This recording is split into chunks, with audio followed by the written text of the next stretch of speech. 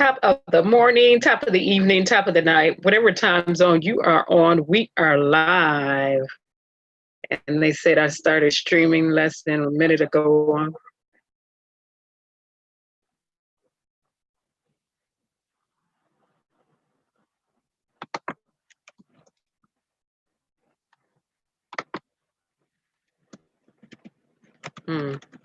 Getting a little feedback.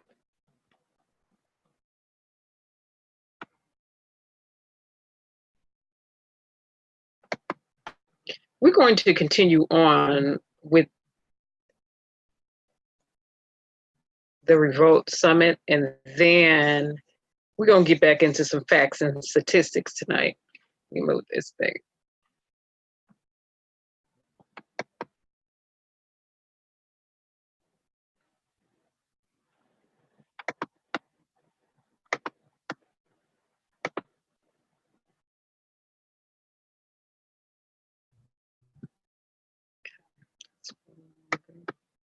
I don't know why on this laptop I'm on, the buttons are just like so super loud to me. My other one, the white one, is just like kind of silent. The white and the black one is silent. This gray and one is kind of loud. I can hear everything in the background.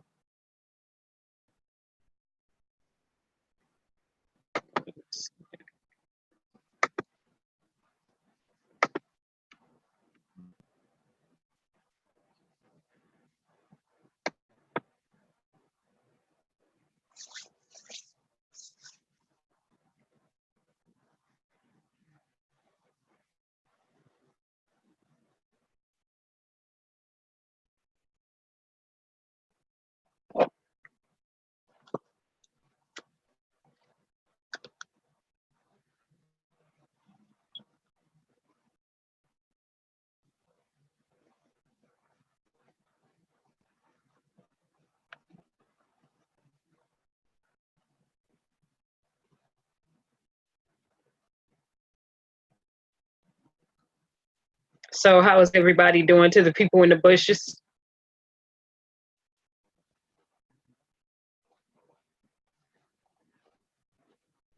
Soup Bone, how you doing?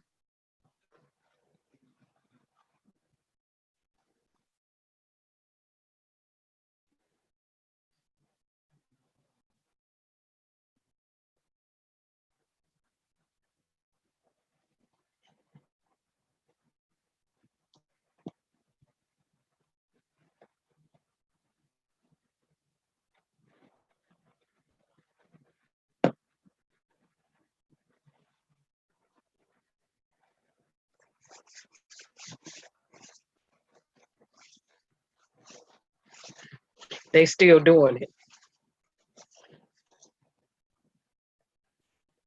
Mhm.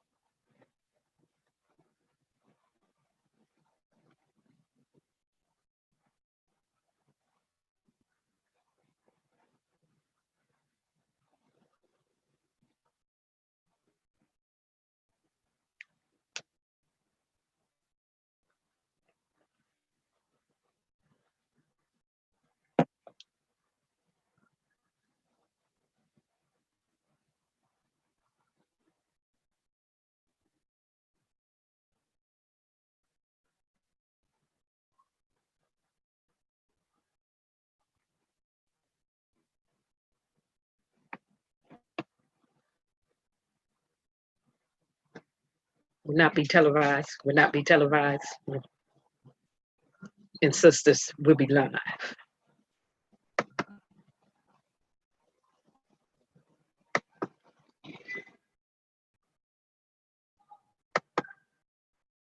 All right, so let's get to this.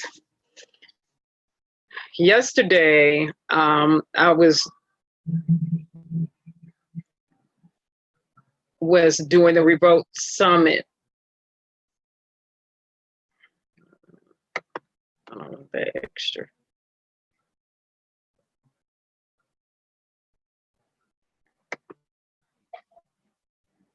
Yeah, I don't want that extra feedback. There we go. Good. All right. So, we got into the Revolt Summit yesterday, and I cut my extra screen off that I'm using streaming for, because yesterday when I played it back, it was a double. I apologize for that. I had it going here, had it going there, and I'm like, but let's get back off into this, because like I said, it's about facts and stacks and facts. We don't need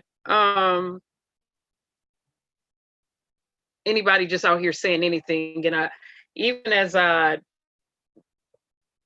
come on YouTube and it's coming up in my feed and people was like, oh, Candace just did such a great job. And I was like, oh, she was spitting facts. She was spitting facts. And I'm still like, what facts was she spitting? Somebody help me, please. Somebody help me, please. Enlighten me.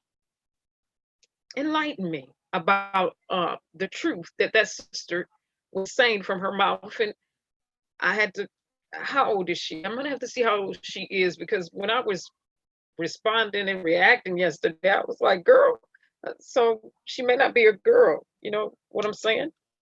Like I said, I'm over 45 and probably old enough to be her mom, maybe not, but either way, she's a young lady. That young lady was spitting no facts. No. See, people heard talking points without statistics and facts. Let me stop shaking so my screen can stop shaking. But what we want to do over here is I got to present you with some facts. So let's go. Let's get into this.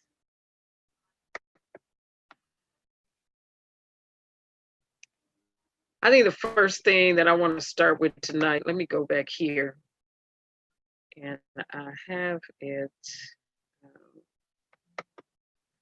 I want to start with this. Disclaimer. I do not own the copyrights to this video I am getting ready to show.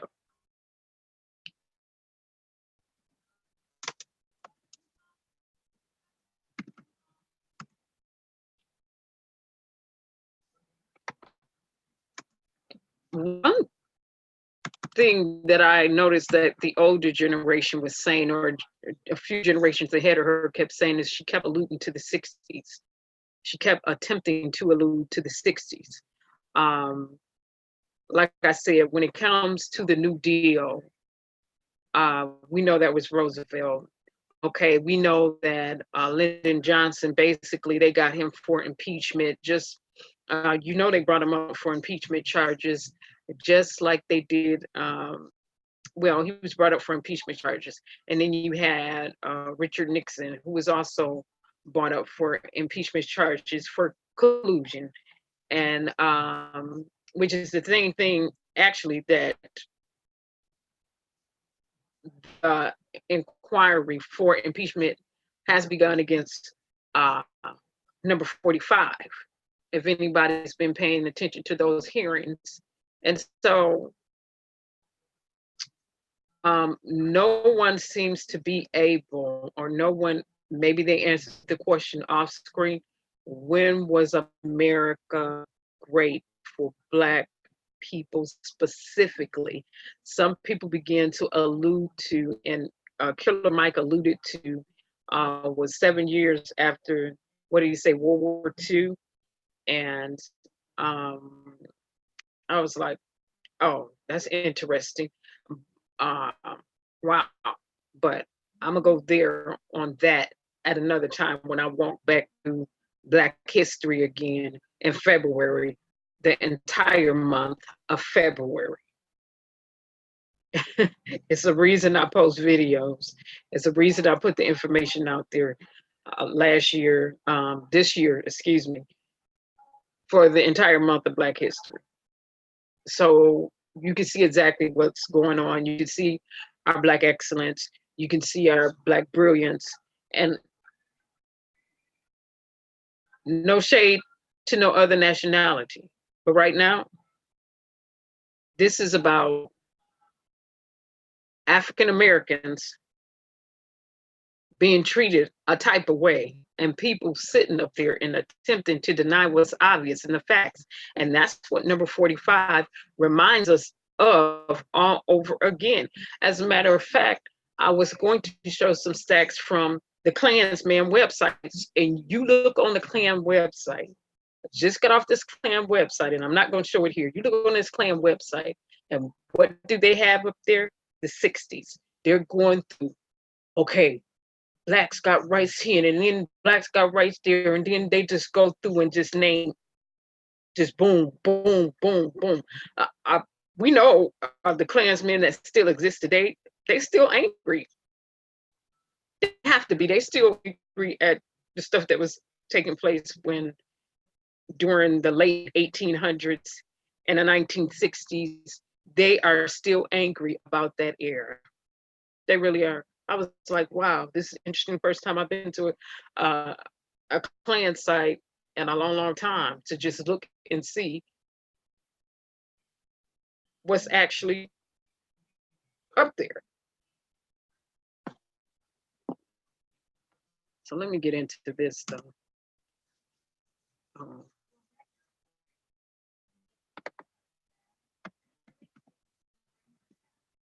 Hit y'all with something that you probably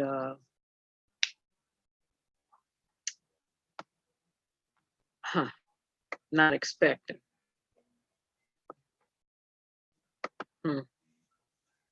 Again, I do not own the rights to this video. Disclaimer will be in the description when I do update. This is for educational purposes, new discoveries.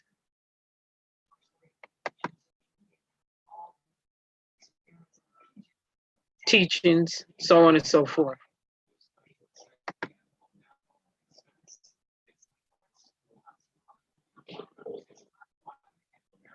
So here we go. Let me get to the point that I want to be in this video.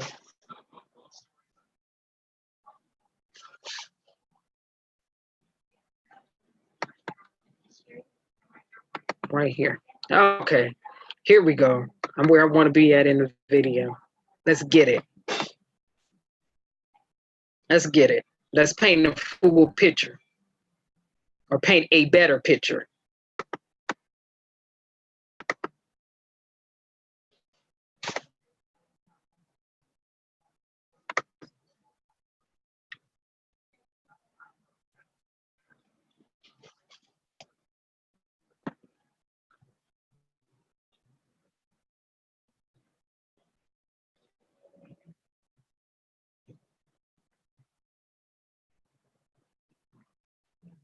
Hey, Lee.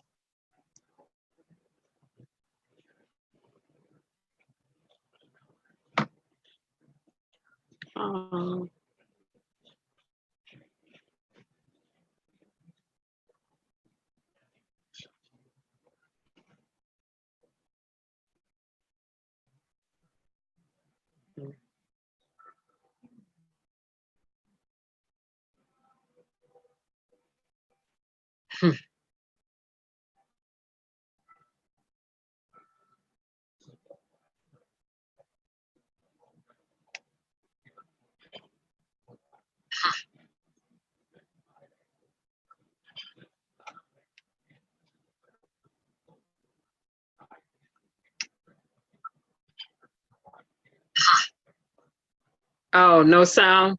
Okay. Let me pause this then. I'm sorry. Then you all must did not hear the revolution will not be televised then. Oh, wow. Okay. I am so sorry for that. Did not hear the revolution. Let me turn that on.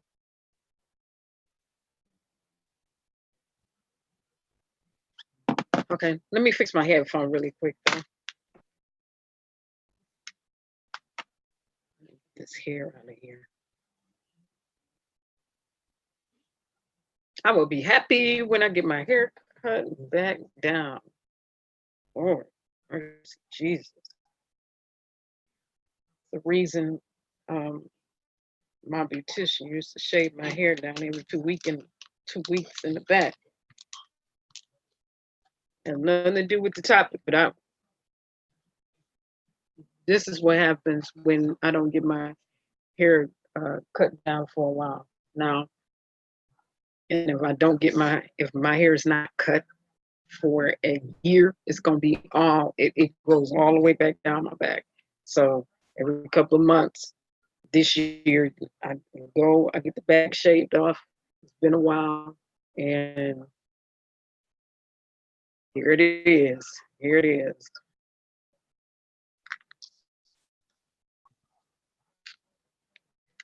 Okay, so let's try that again. My apologies. Thank you, Lee, for letting me know there was no sound on here today. Let me do this share again.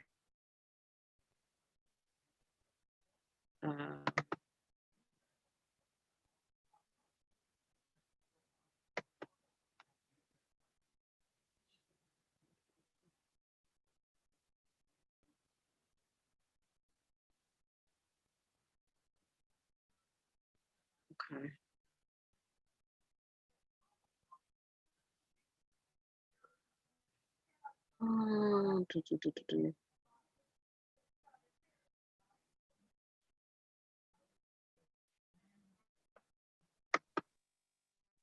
All right, so I'm gonna try it again, and let me back them up. This should be it. In a constructive way.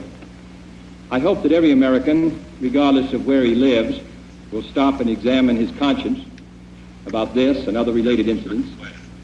This nation was founded by men of many nations and backgrounds. It was founded on the principle that all men are created equal, and that the rights of every man are diminished when the rights of one man are threatened.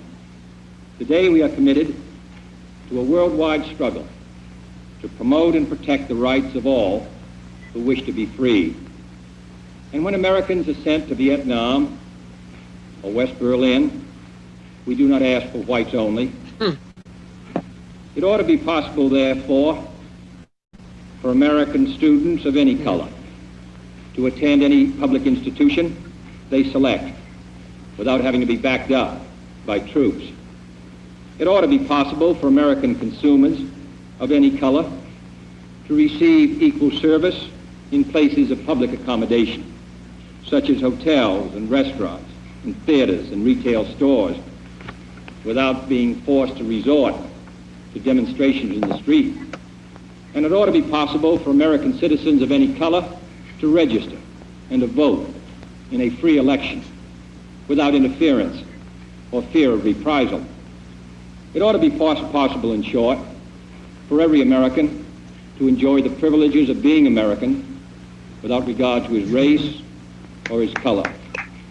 In short, every American ought to have the right to be treated as he would wish to be treated, as one would wish his children to be treated. But this is not the case. The Negro baby born in America today, regardless of the section of the state in which he is born, has about 1/2 as much chance of completing a high school as a white baby, born in the same place on the same day. 1/3 as much chance of completing college. 1/3 as much chance of becoming a professional man. Twice as much chance of becoming unemployed. About 1/7 as much chance of earning $10,000 a year. A life expectancy which is 7 years shorter, and the prospects of earning only half as much. This is not a sectional issue. Difficulties over segregation and discrimination exist in every city, in every state of the Union, producing in many cities a rising tide of discontent that threatens the public safety. Nor is this a partisan issue. In a time of domestic crisis, men of goodwill and generosity should be able to unite regardless of party or politics. This is not even a legal or legislative issue alone. Okay. It is better to settle these matters in the courts than on the streets, and new laws are needed Put your weight at on every it. level. But law alone You ain't here no more. cannot make Put men your see weight right. on it. We are confronted primarily with a moral issue. It is as old as the scriptures and is as clear as the American Constitution. The heart of the question is whether all Americans are to be afforded equal rights and equal opportunities. Whether we are going to treat our fellow Americans as we want to be treated.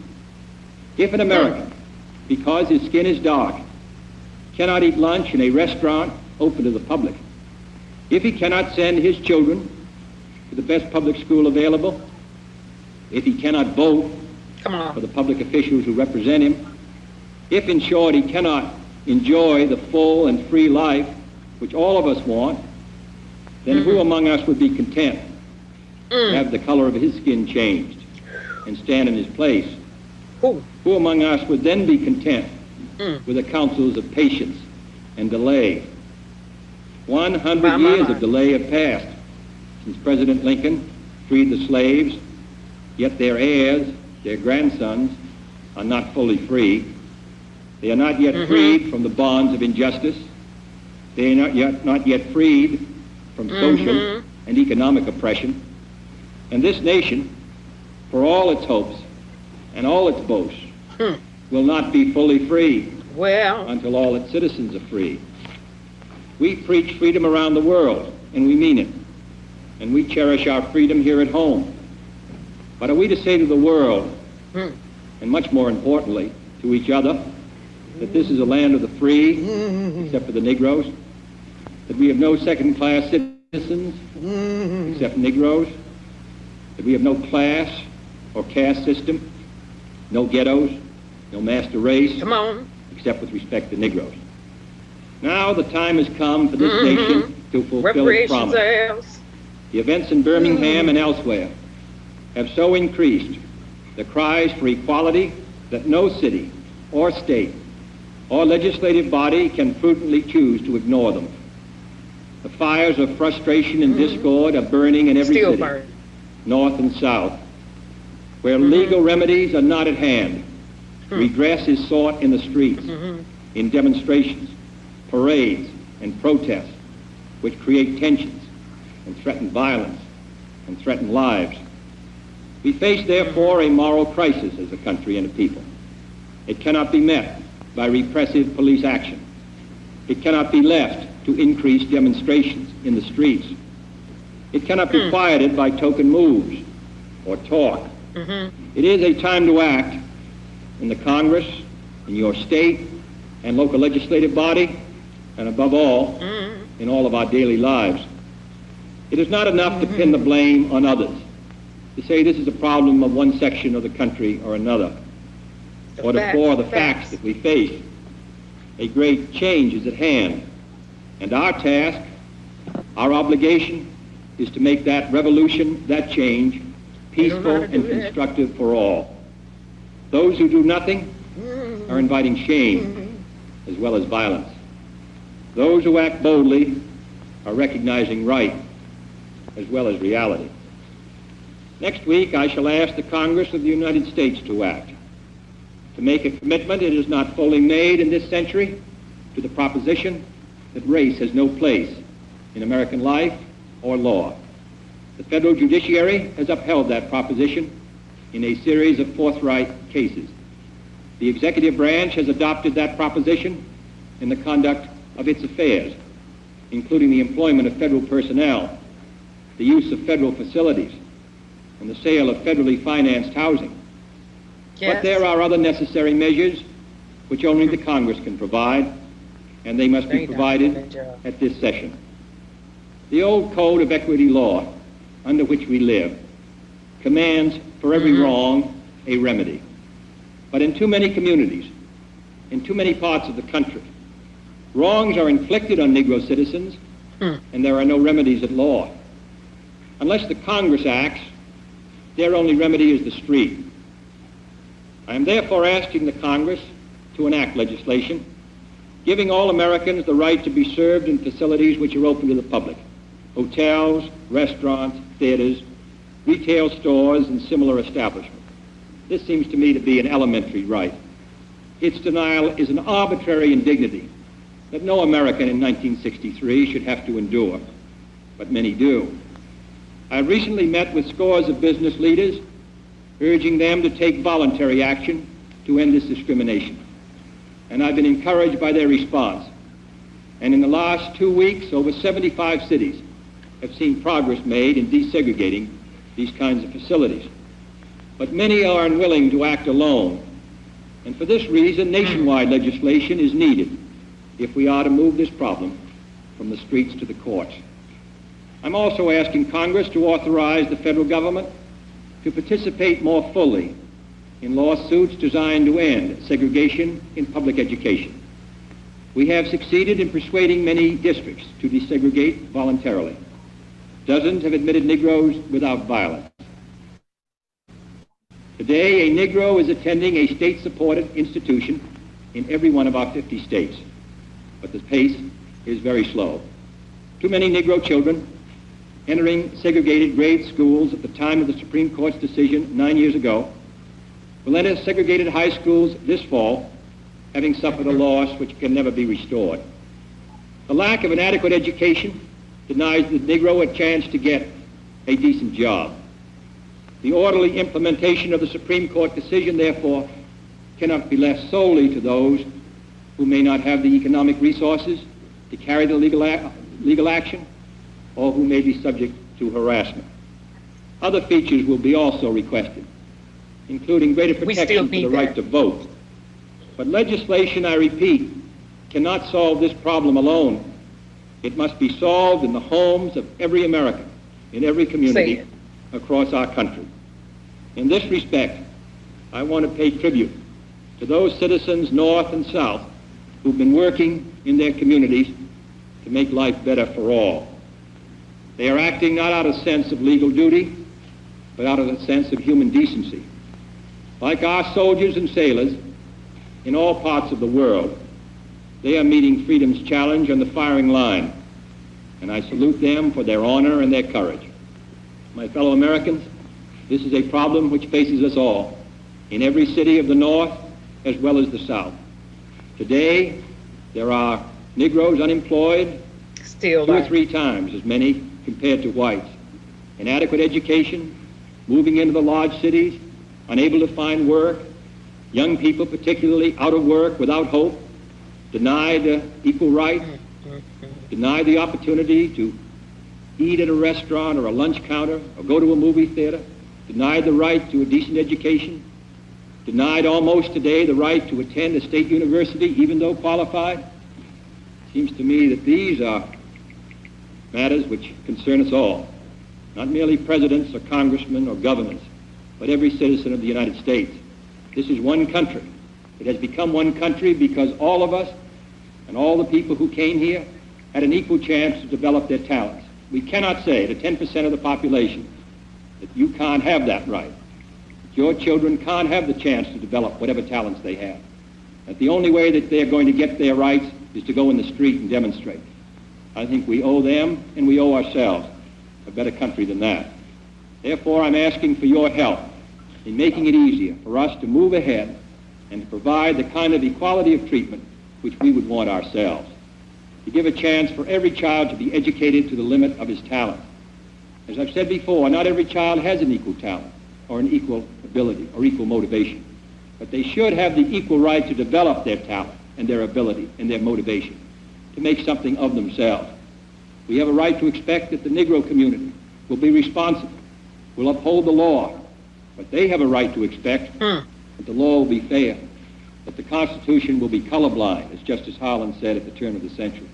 This is what we're talking about, and this is a matter which concerns this country and what it stands for. And in meeting it, I ask the support of all of our citizens. Thank you very much. That's when he so eloquently stated that, and we are still 56 years later. That he said 56 years ago, some of that is still relevant to this day. Still relevant to this day. Disenfranchisement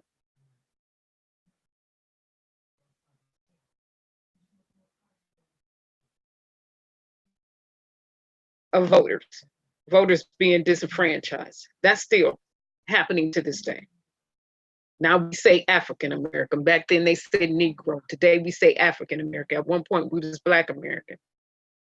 That is still happening today. 56 years later. There are some, and like I said, the truth is timeless. It's timeless. And it's a shame they shot his head off his body because he stood for African Americans being treated as first-class citizens. That's a doggone shame. That's just a shame.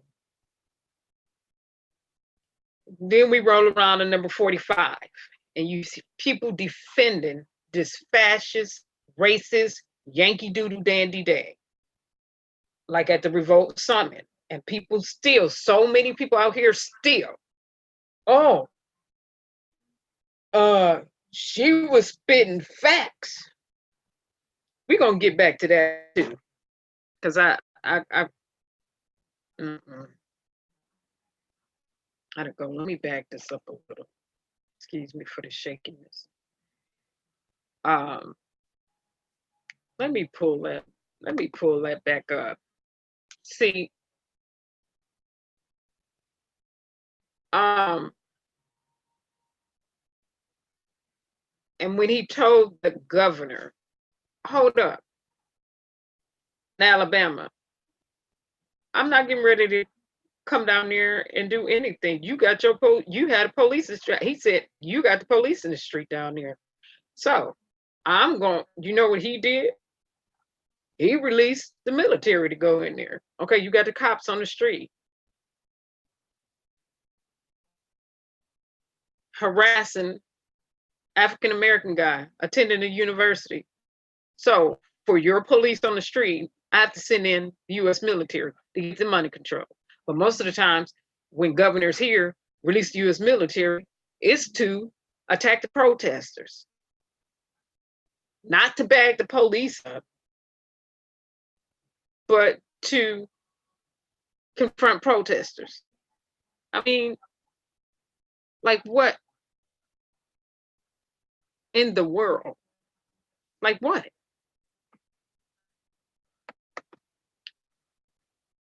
We go back to some of this summit, and the links will be in the description below. Once I edit this out, I do not own the rights to the Revolt Summit video footage. They own all the rights. I do not own any copyrights. I am using it for a teachable moment.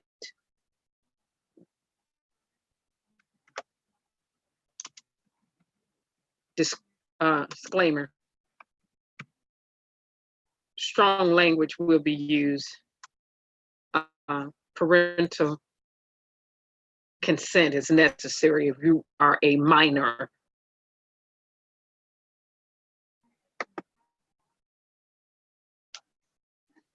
So, you know, because I want to go back, and it's certain sections I didn't listen to because like I said, I viewed it before, and hopefully everyone hit the link, this description from the other one. I'll drop it after I edit this, because I want to go back to some key questions, and I want to go back to the answers that were given.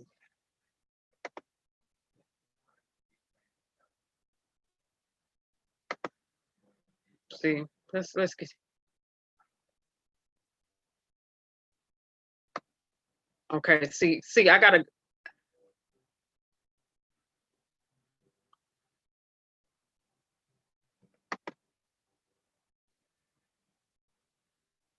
So let me get to this.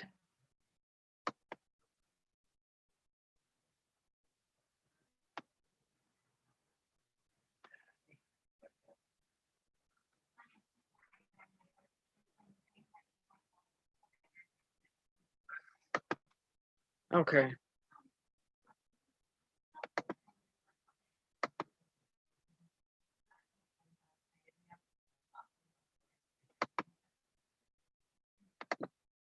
I'm going to go here where they're talking about gerrymandering districts.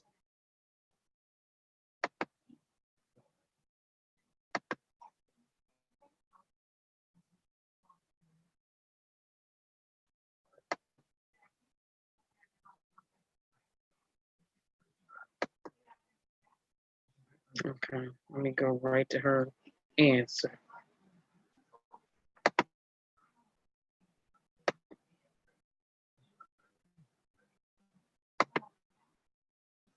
All right, here we go. Now I should be good at the point, and sorry for all the extra noise in the background. Like I said, now I should be right at the point where Candace Owens is going to answer the question about gerrymandering. What should we be doing about districts, rezoning, and things like that? So he's going to ask her that question. And let me get to this.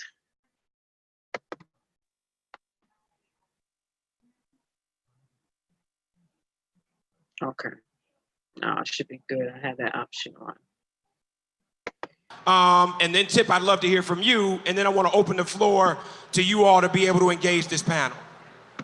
Well, I'm going to bring it back to what I said earlier. I think if you want to talk about a foreign threat to our election process, we shouldn't be talking about Russia. We should be talking about illegal immigration, because the census, let me finish my thought, the census that is conducted, they don't ask if you're a U.S. citizen. So when they figure out the districts and how many votes you get electorally, they're including illegal immigrants that are not American citizens. So Candace, people are giving more electoral votes. Despite what's wrong with it, it's going to happen, correct? Well, no, actually, there's a great organization called Judicial Watch run by Tom Fitton, and they're fighting it. But as of now, it is going to happen. Well, no, what I'm saying is that... As of now, the census is going to happen. There has not yet been a law change that is going to change. Yeah, that's correct. And if it does happen, which is scheduled to, it is going to impact people in here that look like this based on redistricting, correct? It impacts everybody. It's not just black people. We are talking to this audience. No, I know. I'm just making, I want to be as clear, because not everything, and gerrymandering would be one thing, is a black or white issue. This is not something that's a black or white issue. It's an American issue. And I think it's important that at times where we can stop making everything black versus white, and we can actually talk about things that are impacting America, that we just do it. But Candace, you keep talking about everything wrong with black people. Well, we're not here, but Jeff. You have started and led with everything. No, I'm saying regarding gerrymandering, I don't think that's a black or white issue. I really don't. So that's my answer. The issue is that it may not be a black or white issue, but it's absolutely a black issue for us, right? So this room wants to know how, your question I'm hearing is how the census count impacts our people. And what we can do to ensure that it impacts us positively. I think with the quick points are that, number one, there is a narrative that has been basically created by propaganda that tells you that we shouldn't be counted. That when people come to your door to count you, you may be arrested, and all of these different fear-mongering tactics that is going to try to keep us from participating in the census. The danger of that is that what comes out of the census is how resources are distributed in your local community. So not participating in the census is not going to be the boogeyman strategy for everyone else. I think Candace's point is right, that it becomes the black or white issue when the resources go to the white community because they have convinced us that we should not do the work in our communities. The reality is that no one is going to suppress or try to suppress a vote or a count if they don't understand the power of it. So anything that people are telling you you should not participate in, especially folks from what we consider to be the other side, when they are trying to tell you that you should not participate in something, you always have to question, why is it that white folks are getting counted in their communities, that they are voting in the ways in which they should, and our communities are being told not to participate? Because the illegals are flooding the black community. The illegals are all right, you all. So I want to hear from you all. Right there. Let me get into this. John F. Kennedy, 56 years ago, over 56 years ago, 56 years ago in a couple of months now, when he was giving that speech. Same thing. Gerrymandering, same thing was happening during that time. Okay, you better pay attention. Rezoning, redistricting. That's about Republicans, and you could do your research on that, attempting to suppress the Black vote like they have been doing for the last 60, 100 plus years, 60 to 100 plus years and beyond. And I'm not talking about the Republican Party that Martin Luther King initially started off in, which was the anti-slavery Republican Party. And then you had a bunch of Republicans leave that party and go over to the Democrat Party because they were offended that Black people, African American people, were getting or had the right to vote and be counted as a first-class citizen in America. Okay, but when she says, oh, this is not a Black or white issue, who has it always impacted in the most negative manner? Black people, African American people. That's a fact. And when she says, oh, these Hispanics are going to come in here and they're going to be counted on this, excuse me, you don't get to vote without being a citizen of the United States of America. Who don't know that? Who don't know you have to be registered to vote? When you register to vote, they're going to check your citizenship. Secretary of State, does that ring a bell to anybody? They sat there quietly and she said that foolishness. Secretary of State, does that ring a bell to anybody?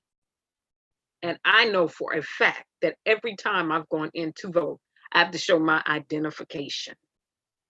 A valid ID, my name, my signature, where I live at, da-da-da. Everybody has a ward that they're voting in. Come on now, people. Come on now. She sit there and say that, and this is the type of foolishness I was talking about the other day. If you're gonna come up there with truth, facts and stats, not foolishness. And people myth, oh, she's just telling the truth. All the Mexicans and the Hispanics. Oh my God. Oh my goodness. Pause for a moment. Because this was a plan that started years ago. It was always a plan to control the population in the United States of America, and especially the Black population. Who did that in econ? I did, from high school to college. And you sit up and you look at the data of how they wanted to control the population of the Blacks in America, the African Americans in America. Now, oh, it's a fear for the white male, the European American white male in America, that they'll lose their control. It's not about them taking your vote away with the Mexicans and anybody else. No, it's their fear of losing control of their power, because they know outpopulated Mexicans, Hispanics, whatever, when they outpopulate you, guess what? You're not gonna have your control. They're not gonna have that stronghold anymore. That's why they like to stick all these judges up in here who are anti-everybody, people of color, Black people, African Americans in these positions, so they can control the courts for the next 50 plus years. And when this stuff get pushed through and it's got to go through the Supreme Court and it's got to go through these federal courts, the judges, when the judge has to rule on it, they're going to rule no. Has nothing to do with, oh, and then all of a sudden the Black vote won't be counted. Oh my God, it's going to be such a tragedy. Oh my goodness. No. Don't be deceived, African American people. It has nothing to do with you. Like I said, America only do things to benefit America, and the people who's been reigning and ruling over America has not been the African American person. It's always been the European American white male that had the dominance here. Come on. Come on. It has nothing to do with, then your vote is not going to matter. And then your vote got. Most Mexicans don't have a problem with us. Most Hispanics really don't have a problem with us.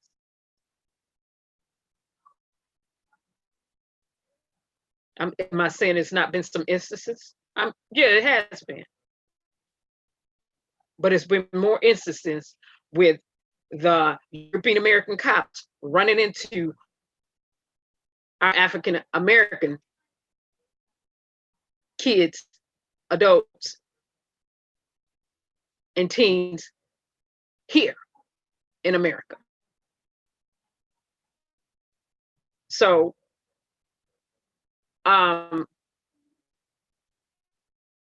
truth check on that. Facts and stats. Truth check on that. Truth check on that. That right there, that was foolishness. Oh, let me go here tonight. Let me get off into this. Make sure you go back and watch the other video. If you don't watch the other video, make sure you go back and watch it from the Revolt Summit. But I'm gonna always add some facts and stats. Let's go here. Something I already have pulled up, because it's this talking point that 70-something% or high percentages of African American single parent household dominated by Black women. Okay. False positives. Things that are not necessarily real, but appear to be real or true. False positive. Because when she even sat up there and said that, in my mind, if you've ever done a poll, if you've ever done case studies, if you've ever done any type of statistical work, you know you have got to run the numbers. And I'm about running the numbers tonight. Okay, let's take a look at some stuff. I'm going to pull up a screen, but before we even get to the screen, my question is, you talk about the, which was not accurate. By the way, it's not accurate. Now, if you want to talk about how many African American women or teens have had children out of wedlock, it's in the 70s. 70-something plus percent. And they always go back to the 1960s or the 1900s and compare it to the 2000s, okay? Having children out of wedlock. Right. Okay. Fine. When you go back through the history, fine. But when you talk about single parent households, don't be just ingenuous with the information, because I need to know how many of those children were from teenagers, 20 and under. So how is it broken down? 20 and under, having kids, quote unquote, out of wedlock, single mother. Makes sense, right? You're a teen, single mother, right?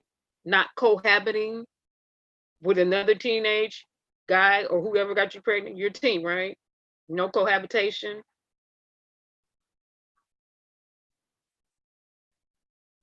Numbers going up. It would make sense over time why the numbers fluctuated with a lot of teen pregnancies, single parent, teen pregnancy. Yeah, make sense, right? Okay. So you have to look at that. How many women were ages 20 to 40? And then you do the next group from 45 on up. So let's break it down. How many are having kids? How many of these are heading households? So don't be just ingenuous with the information. You have to look at every set, look at every set, look at everything, look at the set. Now let me go here. Let me do this share. Don't just come out with, and people like, oh yeah, Hold on. Time out. Go back and look at the stats. Go back and look at the numbers. Who were teens? Who were not? Before we say, oh, this amount of households been headed by Black female, how many, what percentage of that was teenage? For all them years. You're going back from the 1930s and 60s on up to 2017, 16, 18 plus. So you're looking at every year. Let's, come on. People just thought, it's just so logical. No, that's why I said, you go places like that, you have your cell phone with your PowerPoints that you've come up with, or whatever, or just information that's already out there available from credible sources and not Wikipedia. Because when I looked it up, I said, where are they getting these numbers from? And then you look up and it's on Wikipedia. Wikipedia is not a credible source. It has never been deemed a credible source of information because anybody can alter and edit that. That's a non-credible source for information. Who don't know that? I said, are they just going on Wikipedia, retrieving all this information, running with it? That anybody can change? That the person may or may not have done actual case studies the correct way, just going in there and putting numbers in there based off, come on with this. Come on, no. This has to be broken down. You have to break this all, the way down. So here it is on the share. All right. Pew Research Center. They've been doing this forever, okay? Share of US children living with unmarried parent has more than doubled since 1968. So comparison and contrast, 1968. And you have to go through and look at all the correlations, the commonalities, so on and so forth, jumping from 13% to 32% in 2017. Okay, this trend has been accompanied by a drop in the share of children living with two married parents. And so they're comparing this to 1968, when it was a two-parent household that was married to single parent households, down from 85% in 1968 to 65%. Some 3% of children are not living with any parents, according to the new Pew Research, Center for Analysis, according to the U.S. Census Bureau data.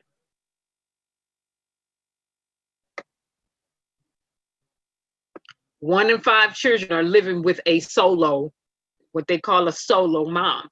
But even when you talk about a quote unquote solo mom, what is the concrete information? What's the hardcore data for that? What's the raw data for that? How many of those single moms have been married before and are divorcees? Okay. Are you going off of single moms that's been married before and are not divorced raising their kids? Are you going off teenage? How many are teenage moms? You have to factor, and I put up research from other credible sites with all of that information in there. I just don't have it up here tonight because I want to show things about number 45 and why when people say when I say he's a racist fascist, why I say what I say, in addition to the way he acts. okay? Facts and stats. But you have to consider all of those things when you are doing case studies and you are getting information and you want to do a fair assessment and analysis. Can't just come up and say, no, and then people are like, she right. No. Slow down for a minute. Factor in everything. You have to factor in everything. You really have to run the numbers accurately. You really have to do the numbers right. Really. Okay, so 1 in 5 moms living with a solo mom. Okay, like I said, how many are divorcees? How many are teenagers? How many fathers were killed? How many fathers are in prison? So why are we at this point? There's a reason. So run the numbers. You have to look at everything in its totality. Okay, most children in unmarried parent households, and excuse me, I'm going to stroll down, are living with a solo mother, but a growing share are living with cohabiting parents, okay? So they're considered the cohabitation, not married, but the parents live together. Now, in the not married and the parents living together, is that the biological parent? Are we looking at biological parent, or are we looking at a cohabitation with a boyfriend or a girlfriend that's not the biological parent? See, all of these things have to be factored in. So overall, about 1 in 5 children, 21%, are living with a solo mother, which is up 12% from 1968. Quite naturally, we expect for that to be up. Okay. 7%, some 7% are living with cohabiting parents. About double the share were doing that in 1997. And I said, that's what I want to refer back to. You got to get into the 1990s, like 1997-ish, because it was a lot of teen pregnancies, from the 1960s. When you start transitioning beyond that, you start getting into a lot of teen pregnancies. So factor in all of this. The first year for which census data on cohabitation are available. Okay, so the first year cohabitation data became available 1997, and I'm trying to see if that's correct. Based on doing all this stuff in college years ago. It may be. But let's look at that. Like I said, when Candace is up there saying this, and people are like, she's right. Run the numbers. Don't just get up there just because it sounds good, going with somebody, oh, it sounded right.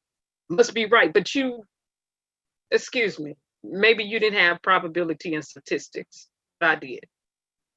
And even if you didn't, we are in an information era where there's a lot of information available. Libraries. The libraries are online 24 hours a day.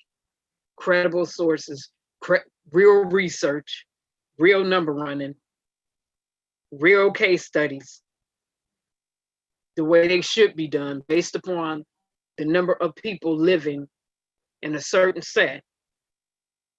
Then you take an amount out and you study that group.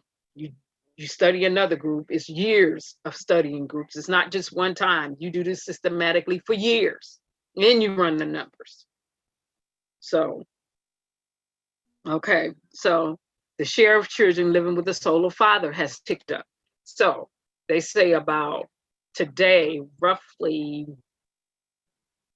maybe close to in between 8.5 and 9 million are living with single moms, in the United States, and roughly between 2 million and 2.5 million are living with dads, single dads. So those are the numbers in the US, okay? And children who split their time equally between households, all right? And I know some kids who do that, and some families who do that. The father will have them for halftime throughout the year, and the mother will have them for halftime throughout the year. So that's being factored in. All right, all told, 24 million US children younger than 18 are living with unmarried parent. Unmarried parent. Now, in the unmarried parent, has that parent ever been married before? Is it a married parent that's been divorced? Is it a unmarried parent because they lost the spouse or the parent of the child, the biological parent of the child? I mean, what? 15% are living with solo mother, okay? In comparison, 5 million with cohabiting parent and 3 million live with a solo father, okay? In 1968, the first year in which these data are available publicly, 9 million children were living with unmarried parents, okay? So now it's ticked up. 24 million under the age of 18 now are living with unmarried parent in its totality. Roughly, what is it, 15 million a solo mom. And so you go in and you break that down by nationality.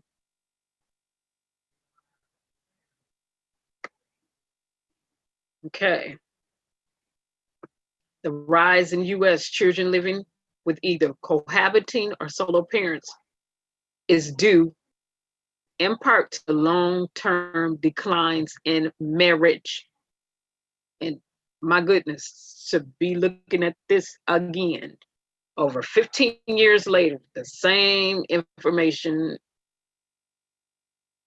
in colleges, in studies, it's the same thing that I am looking at today, okay? Decline in marriage, or decrease in marriage, as well as increases in births outside of marriage, what they call having babies out of wedlock, or not being married and having a child. But the likelihood of a child, even one born to two married parents, spending part of their childhood in an unmarried parent household is on the rise. Who's married and got divorced? Other parent didn't get married. So now you're in what's considered an unmarried household. That's why I say you have to look at everything. And it's going to get there. Increases in divorce rate. The divorce rate has gone up. It's been going up for years. More than 1 in 5 children born within a marriage will experience a parental breakup by the age of 9 in the United States of America, as well as more than half of the children born within a cohabiting unit.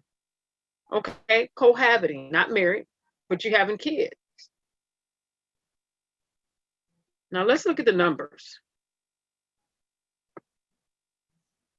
Okay, so they're breaking it down.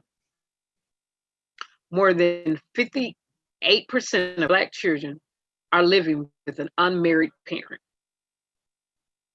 58% living with parents that are not married. Okay.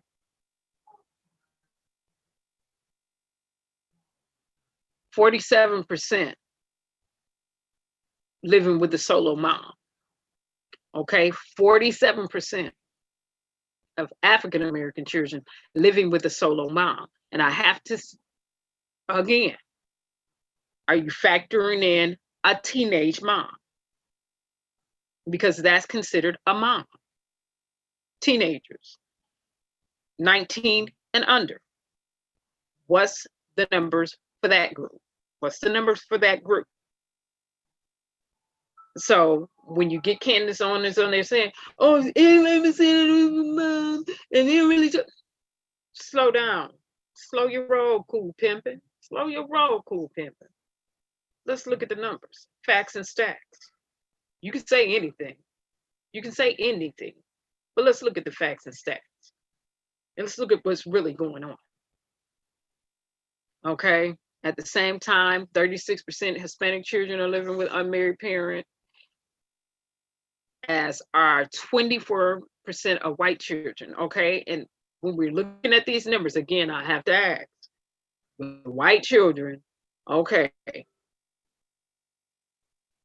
their parents are married, but are there two biological parents?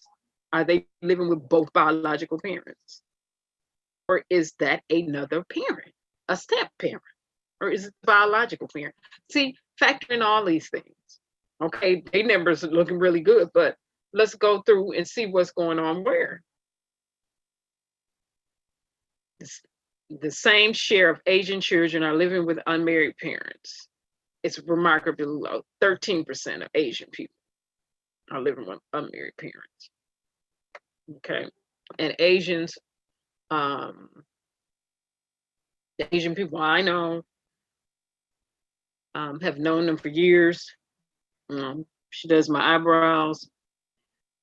They're big on family. They are like huge on family. I remember us sitting up there talking, and she just talked about how in America is so much independence, and how, you know, where they live in certain parts of the world in Asia, you will find family members who just live together. Even once you get married, you know, you move to the family house, or you move on the family property, and it's like living on a compound, and they just build you a house, but it's all on the family property. And you just live like one big family. I mean, and she talked about how it's so much independence over here. And, you know, at 18, 17, and sometime earlier than that, teenagers move away from home and they living on their own, and this and that, and this and that. And I said, wow. And she said, well, you know, over in Asia, it's just really different. It's just, you know, they just really kind of just live in certain parts like that. So that's interesting. And I'm not surprised by that. Okay.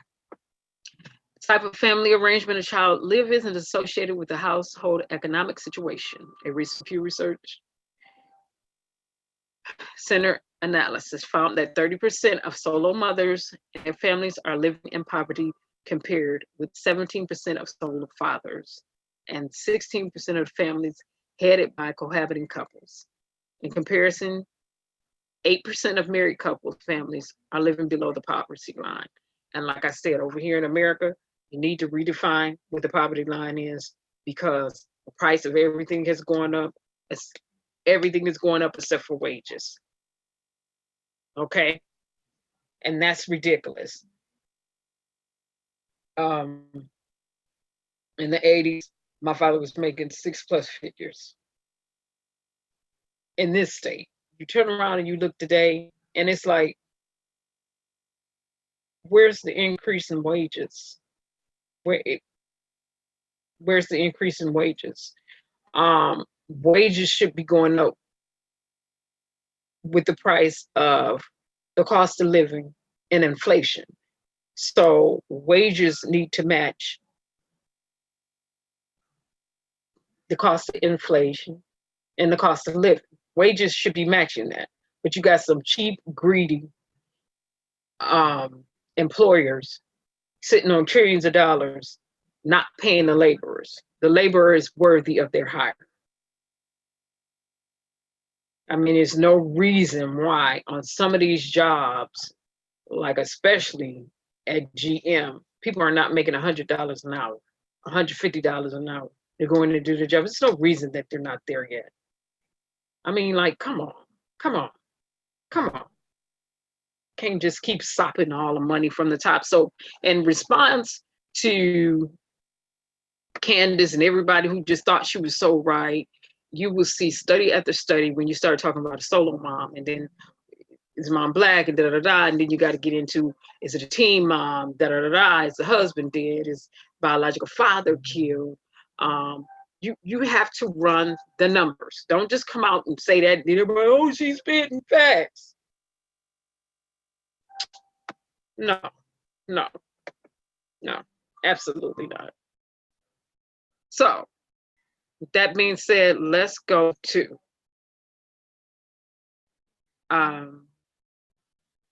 number 45. Now, for this one, I made sure I pulled up 3 different sources, 3 different sources for this one. And it's a plethora of sources on this one. Let me get to this. Okay. There we go. Go back into the inbox. Let me go to this one. And they're all basically going to say the same thing. It just goes through, and we're still waiting for number 45 to release his taxes. Every U.S. president have always released their taxes. There is no reason for him to be the president of the United States and be holding on to taxes. Oh, no, I pulled up the wrong thing. I pulled up the Reconstruction of 1800s to the 1872. And that was for answering their questions too about what was going on during that time before we got into the 1900s. But that's not the one. Right here. Let me go here. My link didn't show up like it should have. I will just copy all of this and paste it into the web.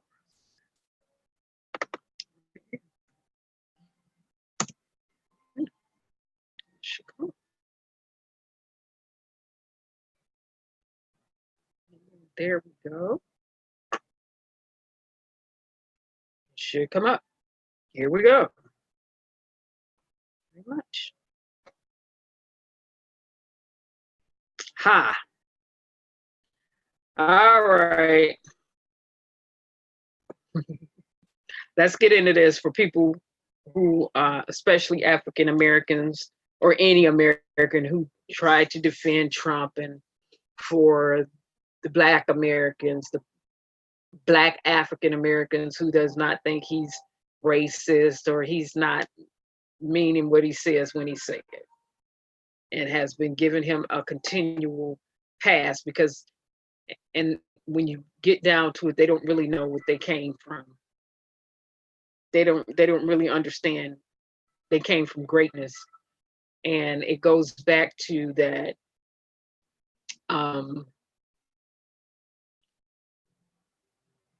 white superiority complex and you being a less than and unworthy.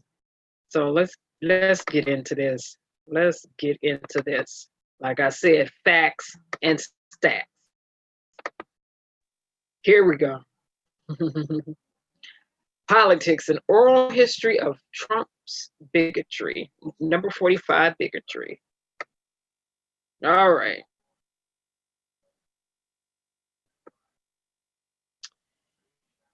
All right. His racism and intolerance have always been in evidence. Only slowly did he begin to understand how to use them to his advantage.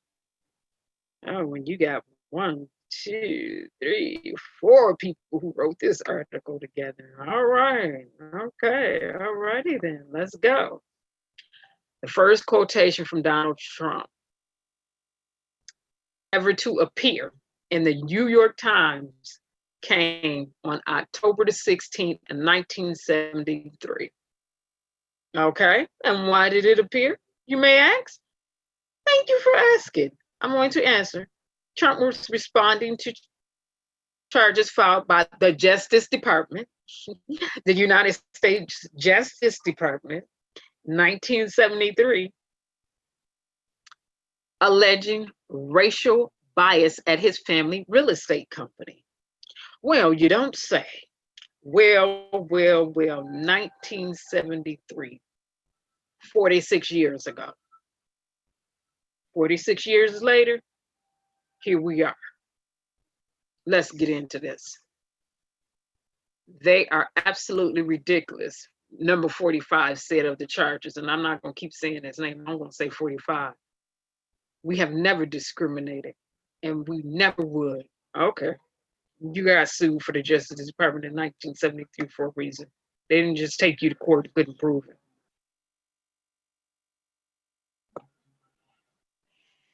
In the years since then, 45 has assembled a long record of comment on issues involving African Americans, as well as Mexicans, Hispanics, and more broadly, Native Americans, Muslims, Jews, immigrants, women, people with disabilities. Okay, his statement. But let me get back here.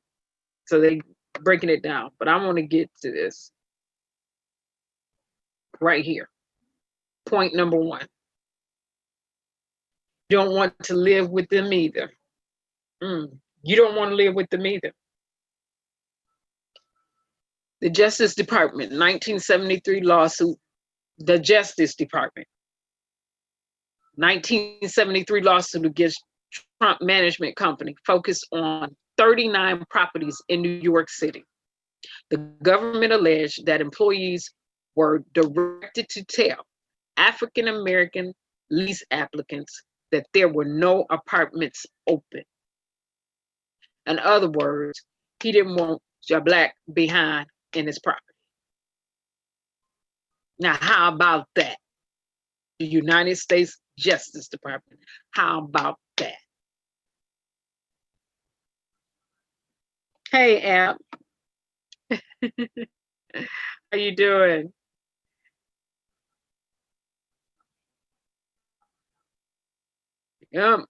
Big Amp is in the house. Okay. Company's policy, according to the employee quoted in court's document, was to rent only to Jews and executives. So if you weren't Jewish and you were not an executive, but his 39 properties in New York City, you were not getting into that property. Directed, but okay, the employee said, he specifically said, tell African Americans, there's no apartments open. We don't have it available. The Justice Department frequently used decrees to settle discrimination cases, offering a redress to the plaintiffs while allowing defendants to avoid an admission of guilt. No, if you're guilty, I'm gonna prove you guilty. If you're on the other side prosecute, forget that. A redress? No. The rationale: consent decrees achieve speedier results with less public rancor.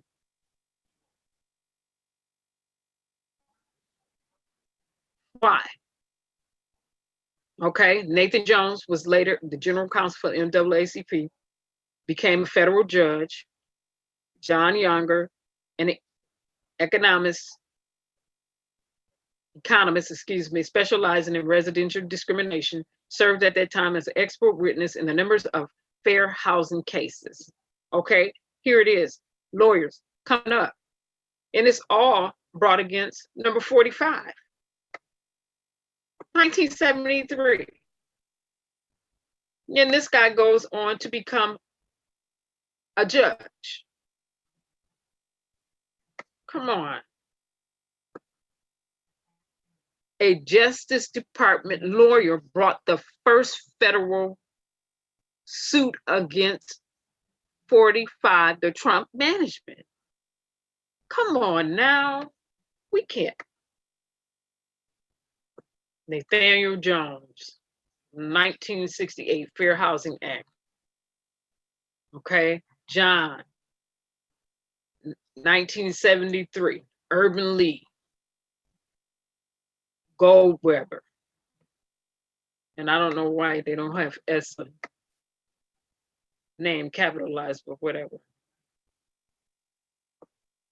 I went to a place called Operation Open City, what they had done was send testers, meaning one white couple and one couple of color to Trump Village, a very large lower middle class housing project in Brooklyn. And of course, the white people were treated great. The people of color were told there was no apartment. So they sent testers out on with number 45, and I'm being unaware, unbeknownst to them, to see how it was going to be. Right. And he loves avoiding everything at all costs. But I don't know if you saw the Revolt Summit, Amp, but that's what I talked about yesterday. Because voting is very serious for us. These issues are serious for us. And so when Candace Owens was up there, I had to, people was just like, oh, is she just telling the truth? No, facts and stacks. Facts and stacks. You can sit there and say what you want to say articulately as you want to, but it will never change the truth, which is timeless, or take away the facts or the stats. Yeah. Okay. The Department of Justice bring a case, and we know, and we name Fred Trump, Trump's father. Okay. And he hires Roy Cohn and Amy McCarthy. Okay. Conan, a Trump mentor, who, and then they breaking down all of this and all of that. Okay. So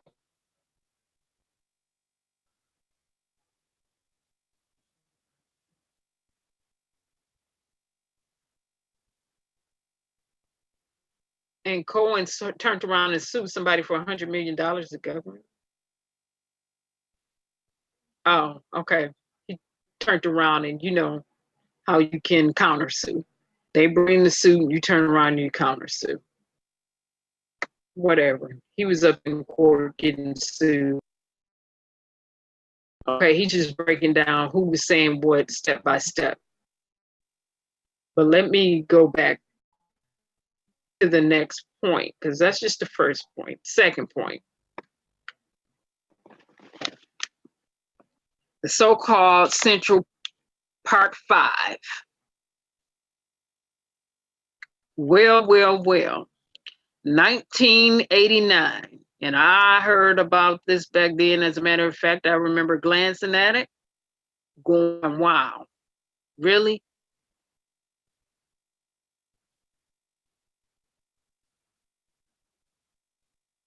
Glancing at the paper, going, wow, really? Bring back the death penalty. The Central Park 5 were a group of Black and Latino teens who were accused wrongfully of raping a white woman in Central Park, April 19th, 1989. Trump took out a full page ads in 4 major New York newspapers. 4 full-page ads.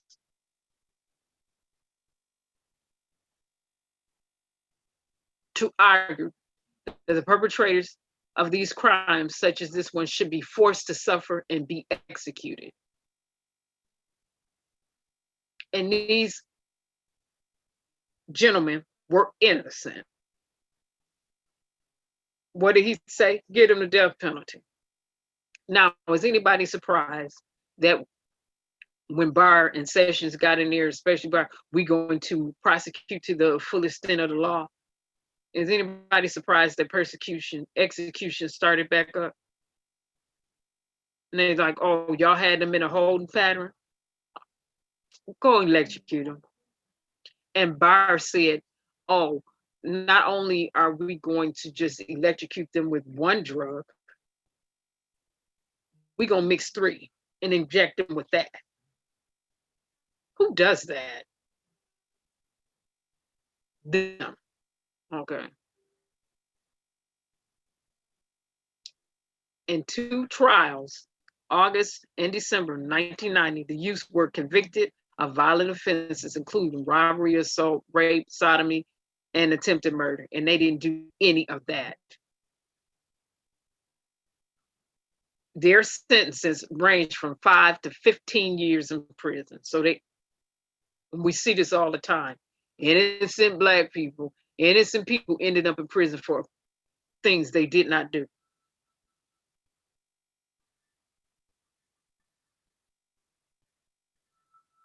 In 2002, after discovering exonerating DNA evidence and a confession by another individual to the crime, the convictions of the Central Park Five were vacated.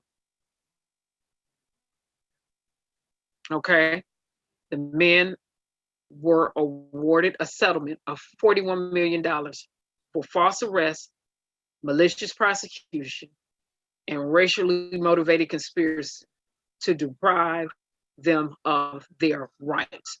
Trump took to the pages of the New York Daily News, calling the settlement a disgrace. Also, during his 2006 presidential campaign, he would again insist that the Central Park Five was guilty. And this is the president that they say that they want to stand by, they want to support, and they want to say he's done so much for us. Can't show you a single policy, not a single policy he's done to benefit Black people. He's done so much for us. He's lowered our tax. Cannot show you a single place where he's lowered the middle class, working class, or the poor taxes. He's done more for the Black people than any other, but can't show you a single thing that he's done, but want to stick to these silly talking points, facts and stats. They have no proofs. All they have is talking points, talking heads with talking points that are non-factual.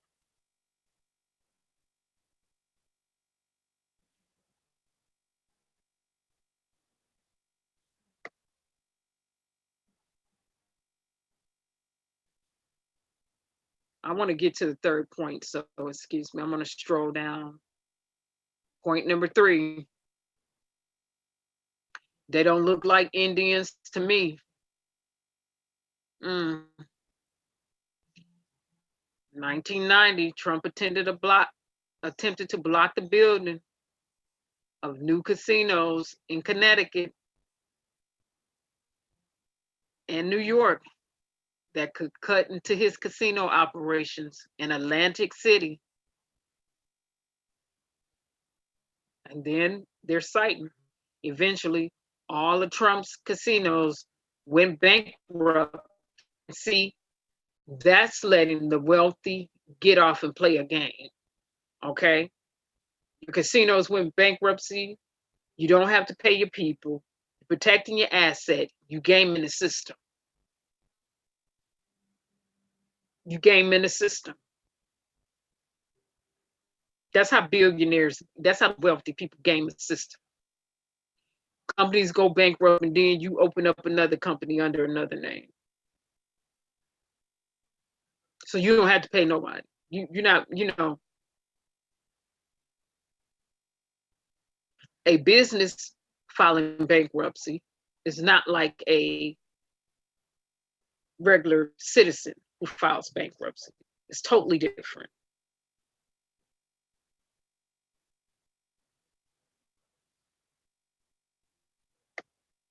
And he had to appear, let me scroll back down.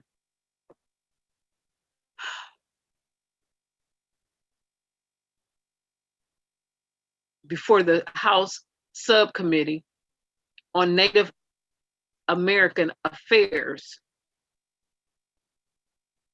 on natural resources. The subcommittee was chaired by Bill Richardson. Okay, we remember Bill Richardson, later the governor of New Mexico.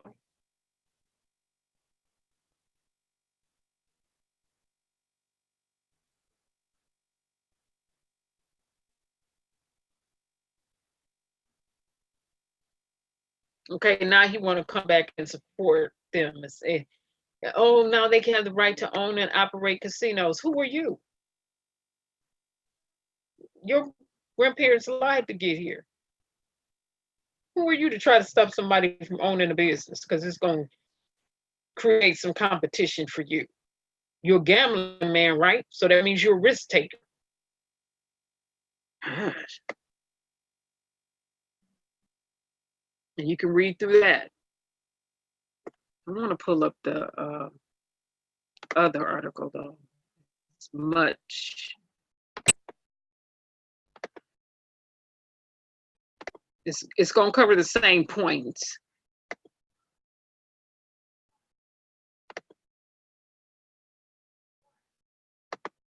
But no one can sit there and argue to me on behalf of number 45 not being fascist, racist, spoiled, selfish, growing up with a silver spoon literally in his mouth, parents being multimillionaires, never really having to work for anything. You didn't have to work to acquire your wealth. You inherited it. And nobody's saying inheriting is nothing wrong with inheriting wealth. Nothing at all. But when you don't work for anything, you don't know how a working class person would feel. You have no idea.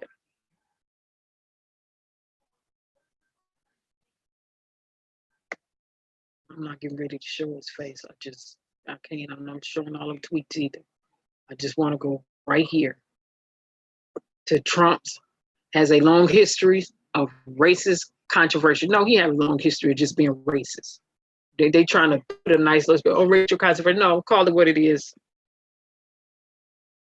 1973, the U.S. Department of Justice, we just went through that. When the U.S. Justice Department sued him for violating the Fair Housing Act. And they found evidence that he refused to rent to Black tenants. There it is. 1980s, Kip Brown, a former employee at Trump Castle, accused another one of Trump's businesses of discrimination. Okay, when Donald Trump and Ivana came into the casino, the bosses would order all the Black people off the floor. Wait a minute, so he's coming into a casino. I wouldn't have worked, I would quit. Wait a minute, hold on. Ordered all the Black people off the floor. It didn't say the Black employees, it just said in the 80s when he would come into his casino, you got Black people in there gambling, you gonna order all the Black people off the floor? What? There's no way in the world I would have ever went back to one of his casinos to gamble. Nobody had to patronize you. They got to get off the floor. Another one, 1988 commencement speech at the university. Much of his speech was spent accusing countries like Japanese of stripping the United States of its economic dignity. Wow. And they say it matches versus his current rhetoric on China. And Ronald Reagan was the one who opened up the door to start letting China come in. So wow. Well, I'm not talking about, I just want to stick with the African American points. 1989, the Central Park 5, there it is again. Local pay, bring back the death penalty, bring back our police. The same junk he's saying today. 1989 for the Central Park 5.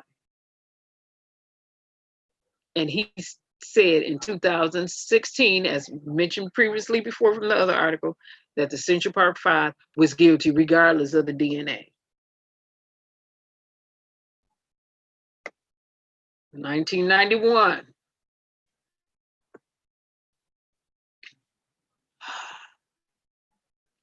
At his hotel in Atlantic City, at his hotel and casino in Atlantic City, Trump criticism of a Black accountant. Here it is. Black guys count my money, with the explanation point. I hate it.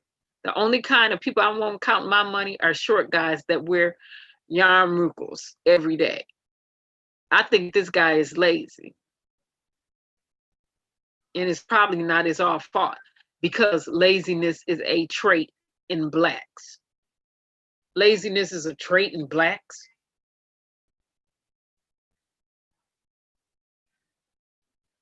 What? Oh, let me hit the share on this. I'm just reading through here. Let me hit the share on this. Let me back it back up so you all can see it.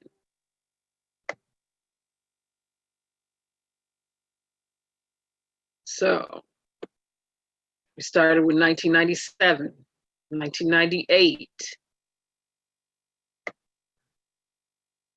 1999, 1990, 1988, 1999, 1989, 1991. Right here, John O'Donnell, who was the former president for Trump Plaza Hotel and Casino.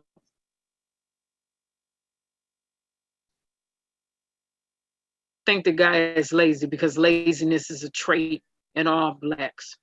Wow. Wow. But you got people, African-American people, just champion his cause. Oh, he doesn't mean that. He's not a racist. That's not what he said.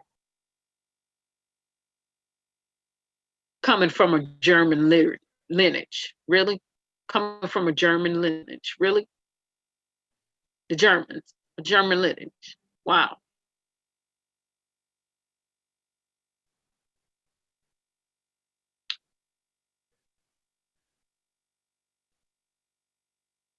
First, he denied it. And then he's gonna say that's not anything they can control. Being lazy, please, you never worked a day in his life. He never worked a day in his life. None about our ancestors lazy out there in them cotton fields, working from sun up to sundown, he ain't getting beat. Come on now. Laziness is not a trait. That's just not a trait that's in us, unless your parents just sitting up and allowing you to do nothing. And then he gonna say in a Playboy interview, 1997, all the stuff he wrote about him was probably true. 1992, Trump Plaza Casino and Hotel Casino had to pay $200,000 fine because it transferred Black and women dealers off tables to accommodate a big gambler's prejudice. So the Black and woman dealers, if you Black, you got to get off the table. You can't serve this one. If you're a woman, you got to get off the table. You can't deal to this one. In his casino, 1993, in congressional testimony, talking about Native Americans shouldn't be allowed to operate casinos because they don't look like Indians to him. They didn't look like Indians to him.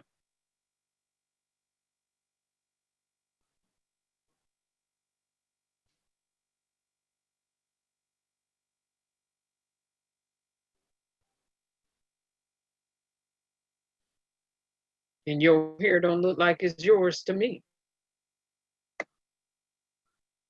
You need to stop doing whatever they doing to that orange hair you got. 2000. And it just goes on and on and on. This just goes on and on and on. I mean, like, really?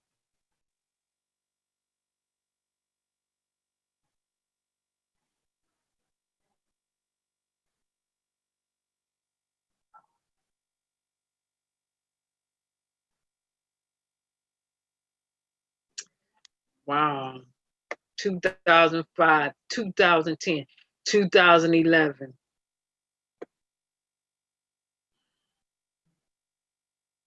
And we all know this one right here, 2011. Pushing that false narrative that Obama was not born in the United States of America when he was born in Hawaii, wanting him to go get his birth certificate.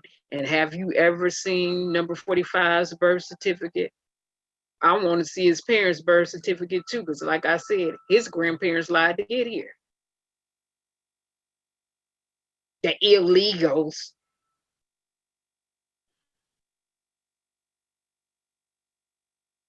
Wow. You know, this is just wow. And all of the stupid stuff he tweet and all of the dumb stuff that come out of his mouth to this day. And you have people like Candace Owens and other people who want to jump in there and defend him and just ride so hard. She spoke facts. What she was spitting was truth. And like I said before, when I seen her on the news, what in the world was she talking about? What was she talking about?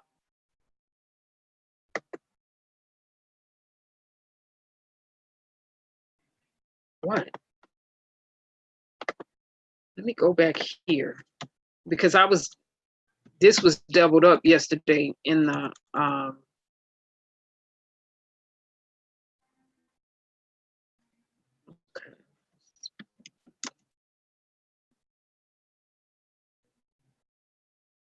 okay. This was doubled up in my video at the beginning, and I apologize for the one yesterday, but I do not own the rights to this. I'm going to go back and to show this again. Okay.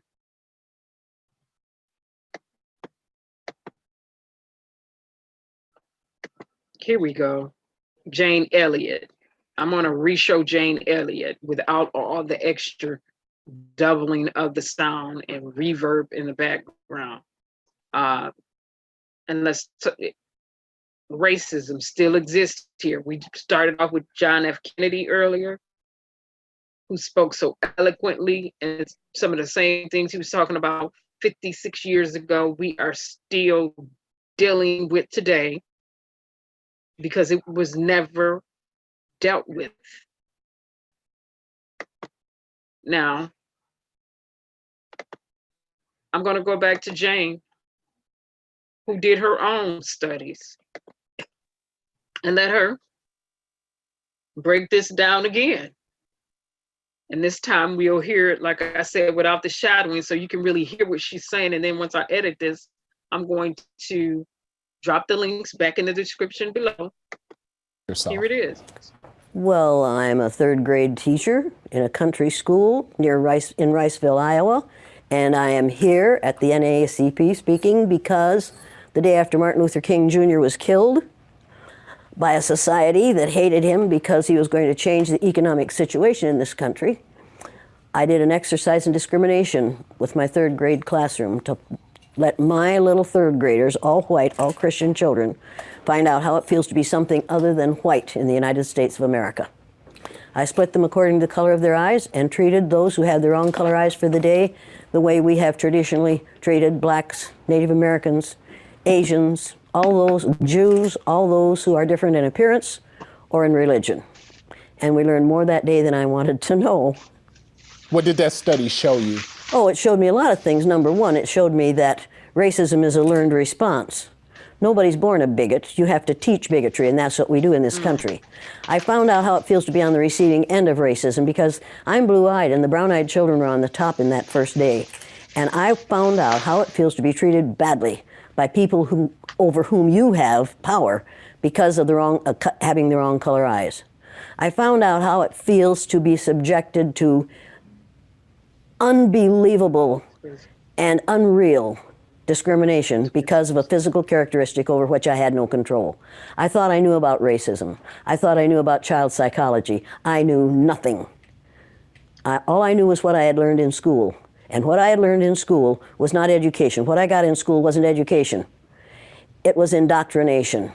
I was taught how to be a good American citizen. And in this country, we think that the only Americans are the ones who live in the contiguous 48 states of the United States. Americans are everybody from the very north tip of Canada to the very southern tip of South America. But we, in our arrogance, say that we are the only Americans. If you're really going to keep this America to Americans, we don't dare build a wall on the southern border of the United States, because those people, those brown-skinned people that are going to come across that border are Americans. Now we'd better choose our language or choose our behaviors. Let me tell you something. It wasn't a study, and it wasn't an experiment. I don't experiment with children without their knowledge or their permission. It was experiential education. It was giving a child an experience for the purpose of changing their brain. And that's exactly what it does every time I do it. Now, you conducted the same study, I'm sorry, not study. Exercise. Exercise with adults. Oh, yeah. Oh, yeah. And is it any different between the children and the adults? Adults get more violent. I've been hit several times by white males, angry white males. I've had a knife pulled on me. They ran me out of Uniontown, Pennsylvania at midnight one night, 3 carloads of blacks did, to get me out of town because the teachers that I put through the exercise in a very limited way were so angry that they called the superintendent in the afternoon and said, if you don't get that bitch out of town, we're going to kill her. So they got me out of town.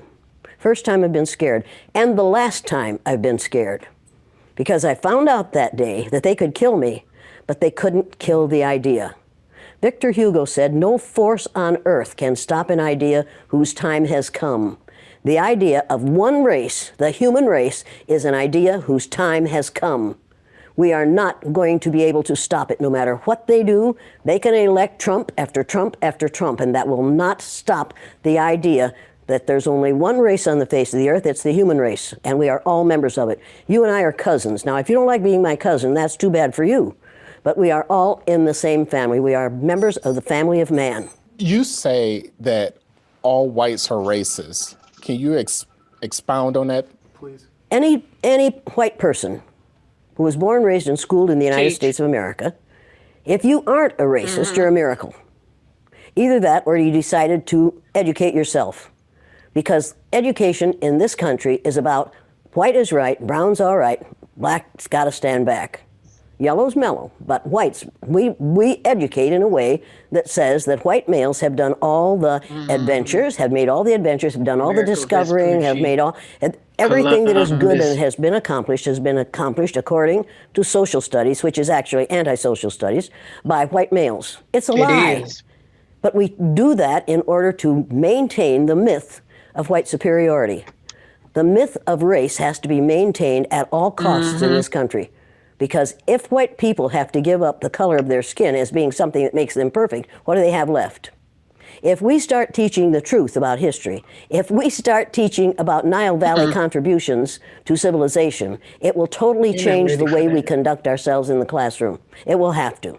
Columbus didn't discover America. You can't discover a place where people are already living. But we celebrate that every October. It's a lie. We need to get over.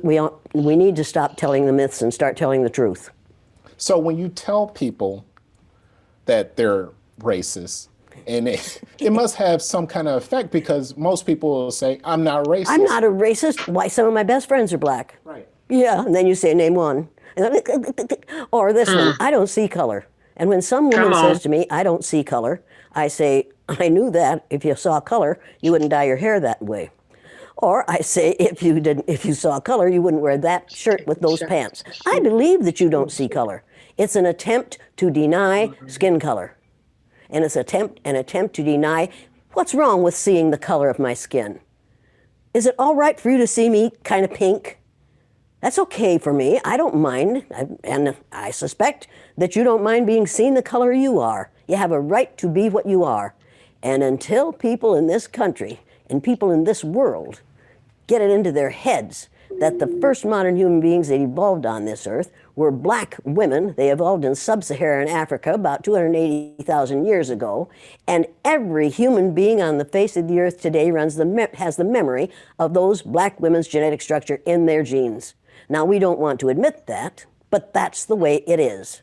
And as people moved farther and farther from the equator, their bodies produced less and less melanin, so their hair, their skin, and their eyes got lighter. As they moved into the east, they ate a lot of fish and a lot of vegetables, so their skin took on a different tone. I found that out when I was raising little kids.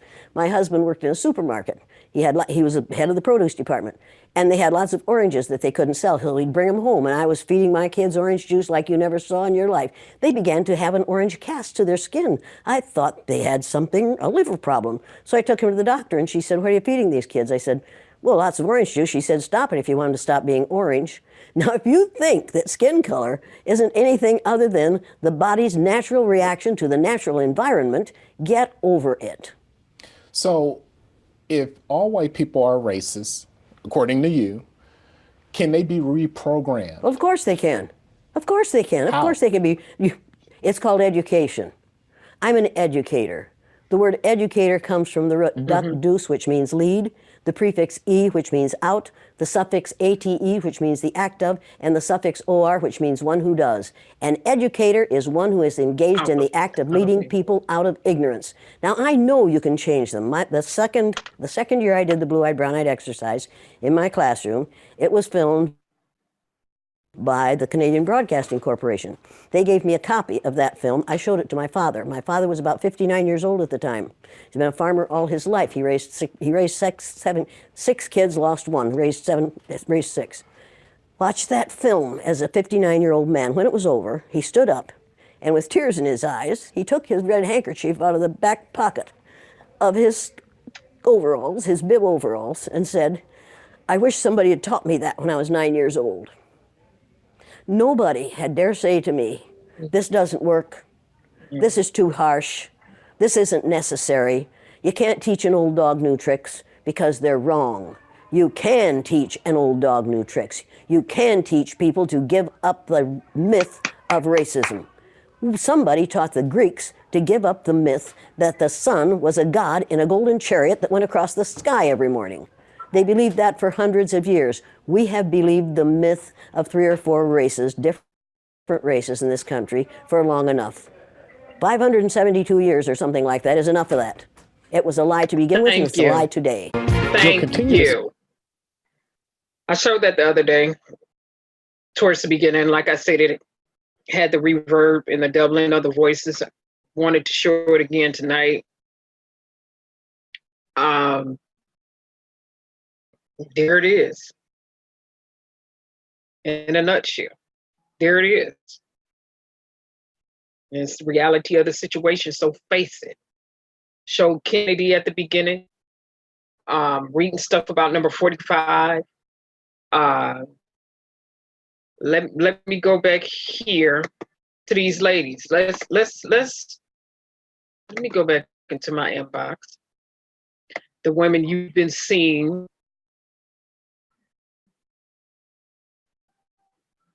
on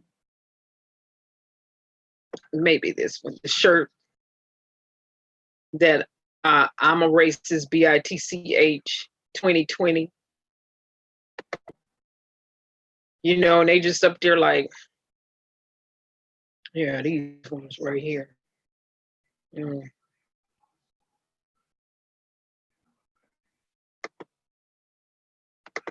Right here. Let me share this. Right here. Them. Racist BITCH 2020. And they smiling. They old fascist Yankee Doodle Dandy day behind. 2019, 2020. Still dealing with that stronghold of racism here in the United States of America. And that's the reality of the situation. And you have people saying, "Oh, it doesn't exist." 45,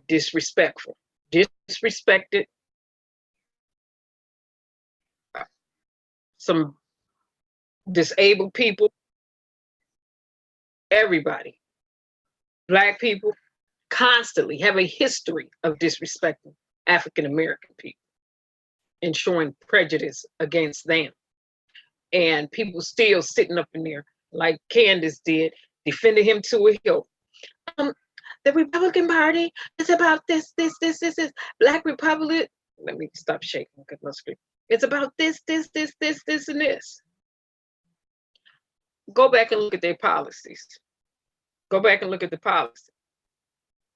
See how they voted and what they voted on and what they voted for and what they voted against. The record is still there. All you got to do is pull it up. Go back and look at it. Every last one of them. And compare it and contrast it against Democrats. And then you come and you tell me who's had African American people best interest at heart. After you get finished comparing and contrasting, it's you. Go all the way back. Yeah, go all the way back to the 1900s, 1930s. Start there. And do a comparison and contrast. Walk it on up. Walk it on up. Some from the 1930s probably won't be able to find online. You have to go to the library and get that. But walk it on up to today. And let's see. And let's see. Let's see who did what, who voted on what, who drafted what legislation was dead in the House, in the Senate, and never made it. But what were they writing in there? What was written? Yeah. Yeah, didn't tell me what's what. But with this current administration, the swamp that he brought in there, you're not going to sit here and tell me that they're not fascist and racist. All you got to do is look back at their history. It's not hidden. They probably have some stuff we don't know about. But for the most part, what you need to know is out there.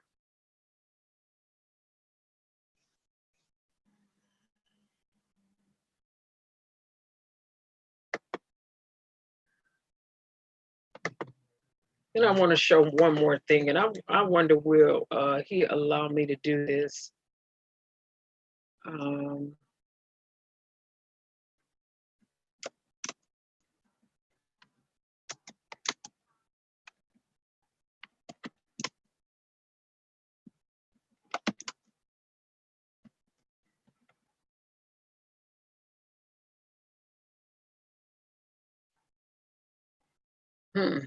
Let me see.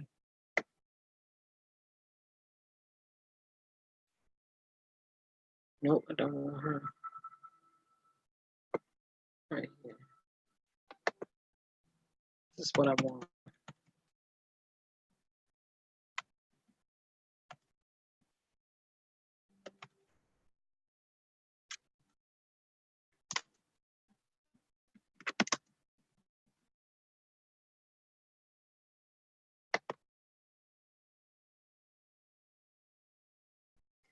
That's too long.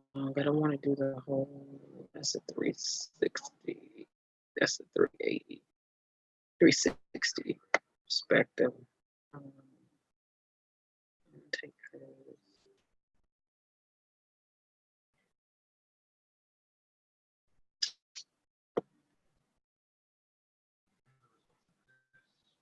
Okay.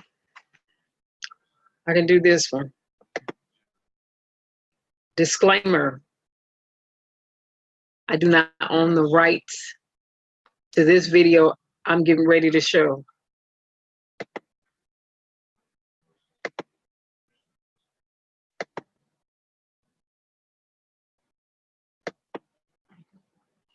Okay. Let me see if he can get off into this.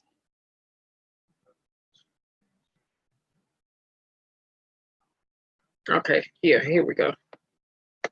Show this one. CNN owns the right to this video. I'm getting ready to show they own the rights to this video. Disclaimer.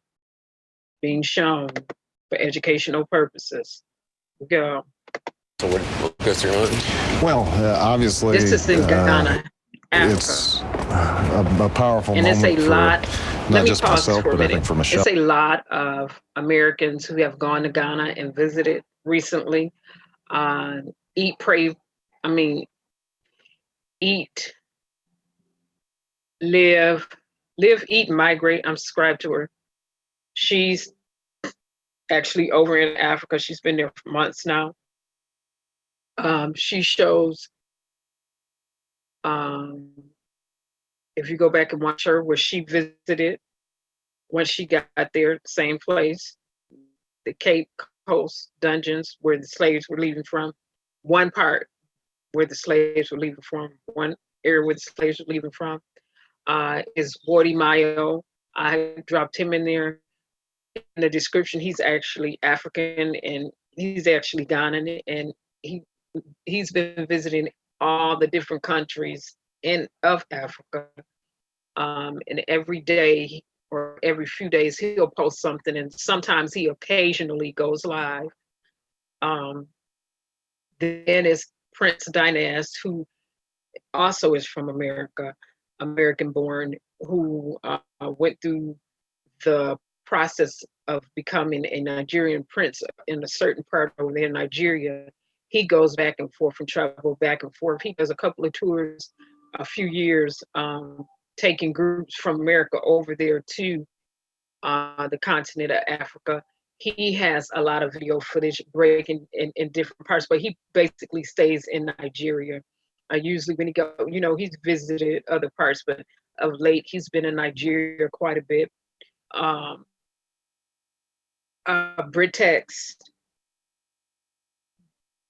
Brit X it, okay.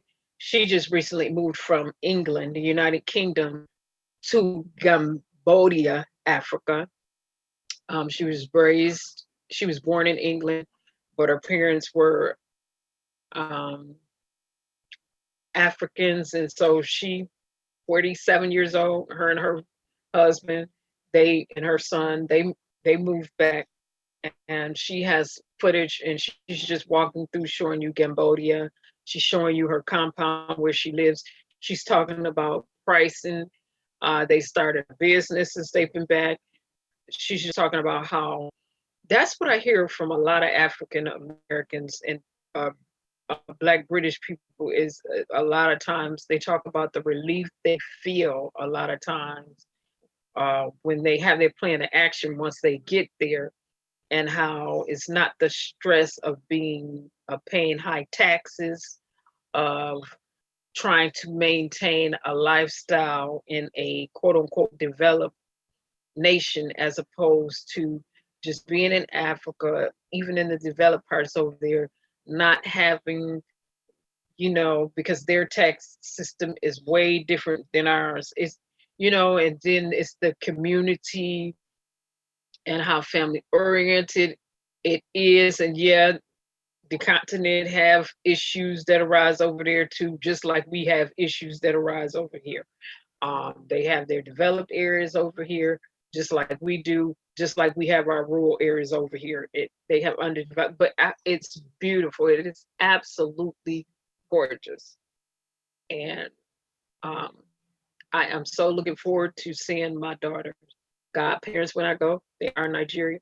I am so looking forward to seeing that and just having them do what they do best, which is really, truly spoil us. I mean, they are just like, they handle everything. So I'm just looking forward to seeing with them and having a good time. But let me get back to this. And the girls, I'm reminded of the same feeling I got when I went to Buchenwald with Elie Wiesel. You almost feel as if the walls can speak, and that you try to project yourself into these incredibly harrowing moments that people go through. How'd you explain it to Sasha Malia? Well, you try to explain that people were willing to degrade others because they appeared differently. So and, that's where you tried to actually get them to engage in the imaginative act of what it would be like if they were snatched away from mom and dad and sent to some place they'd never seen before. But you know, part of what you also try to do with kids is to get them to imagine themselves on the other side as being the slave merchant, and you know, that slave merchant might have loved their children and gone to that place of worship up right above the dungeon, and get them to make sure that they're constantly asking themselves questions about whether they're treating people fairly and whether they are examining their own behavior and how it affects others. So that's something you referenced actually in the campaign, your speech on race about your own life. Inspiration and strength from that African-American journey. You have Michelle and her family door that the journey of the African-American experience begins. And Michelle and her family, like me, draw incredible inspiration and strength from that African-American journey. What must have been the most emotional part of his trip took place here at Cape Coast Castle. This is where enslaved Africans were held before being shipped to the New World, being shipped to America. They were kidnapped from their homes, taken from their villages, ripped from their families. And as soon as they were brought here, the men were separated from the women. Door of no return, through which hundreds of thousands of slaves were sent. And on the other end, obviously, there's a sense of what a profound sorrow must have been felt as people were I'm gonna stop that one right there because that cameraman is moving too shaky for me. I don't. That's too much shakiness. Let me see if I can put up Wardy Mayo.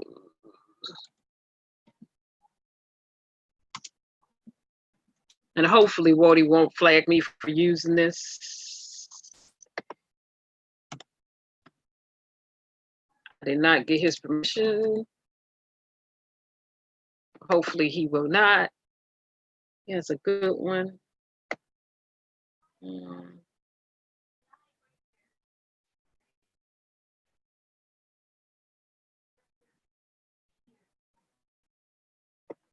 Yes, let me find Wardy's, because that's it's giving me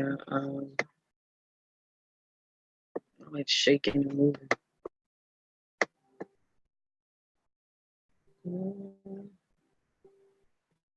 That's him in Cambodia.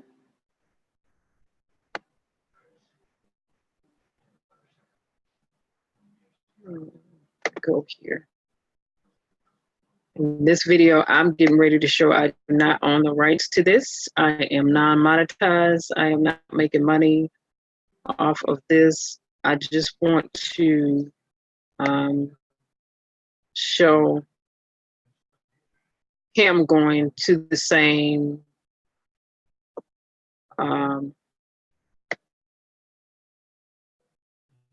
parts, but without all that. Man, what do you be so many places? He's always going somewhere. Goodness. Not a sit down guy at all.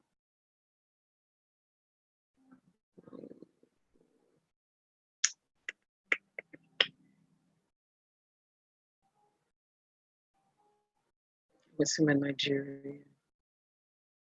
Was him in Egypt? Obojo? Was in Obojo, Nigeria? Nigeria. Ghana.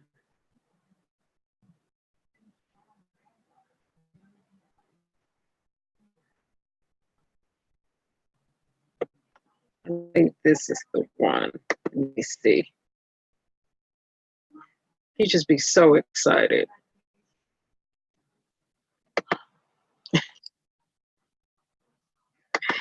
Wait a minute. I don't think this is the one. No, no, this is downtown Ghana. Just beautiful, by the way. Okay, I can't find that one. I'll have to show that on another day. But wait a minute. Wait. Wait a minute.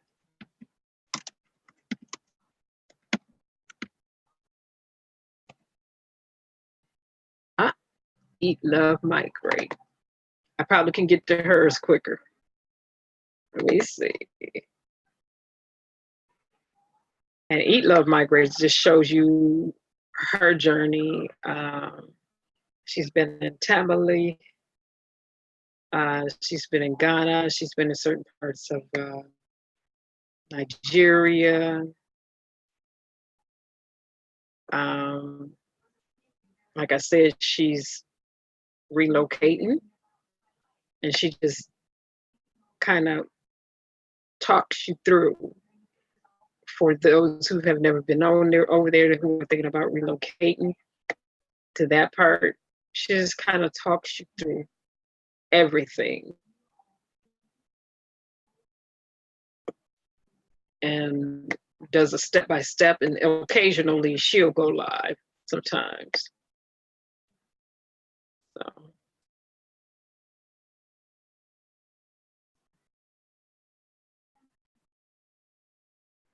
Let me keep strolling down.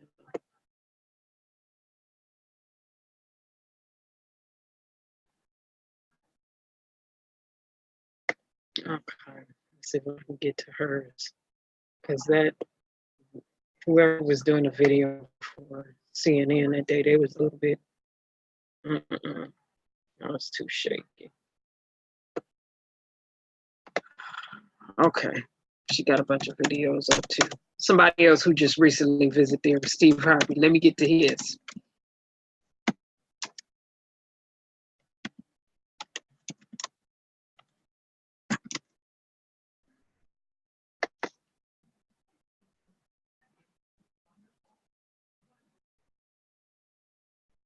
Let me see if this is the right one.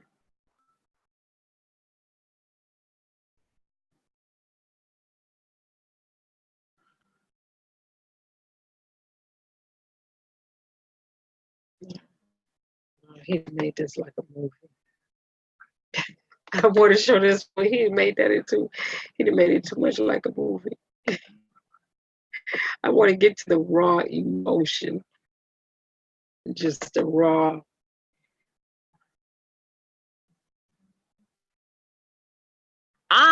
He went. Okay. Jay Morrison went too, which does not surprise me.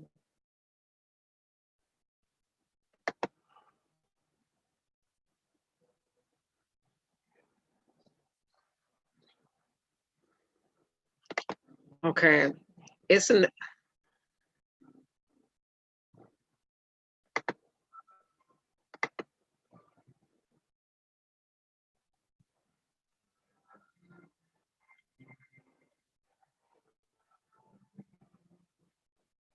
wow, they're doing a whole ceremony.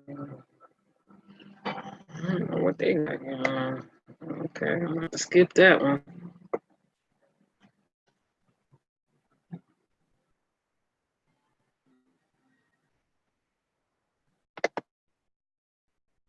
I'm getting to it. I'm looking at other ones coming up now.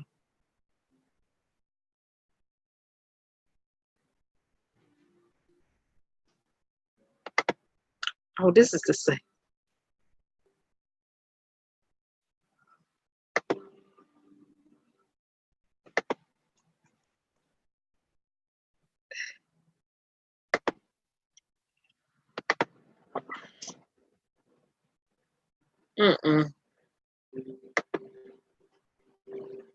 Is that a fly flying around again? I know a fly didn't just fly past me. I cannot stand a fly. A fly is nasty. They lay maggots.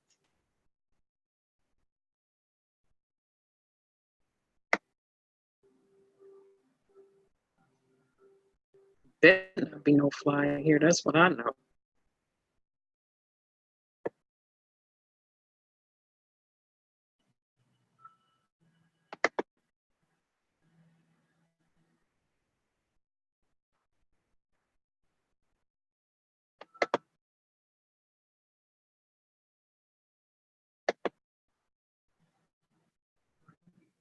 Okay, this ain't it either. He just talking.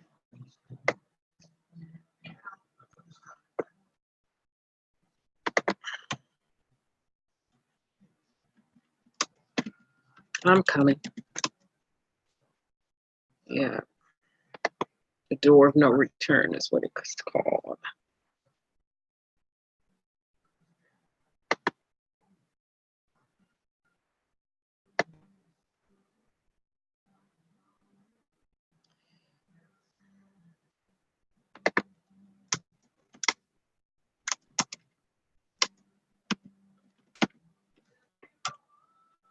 This person doesn't have audio up there, so I don't want to show that.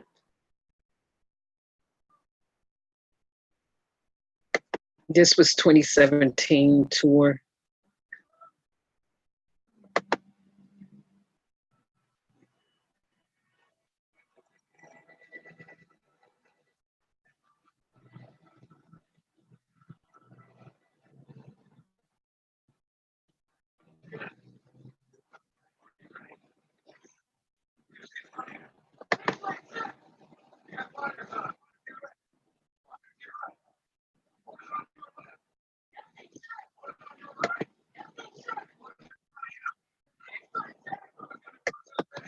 Okay, I don't know who this person is.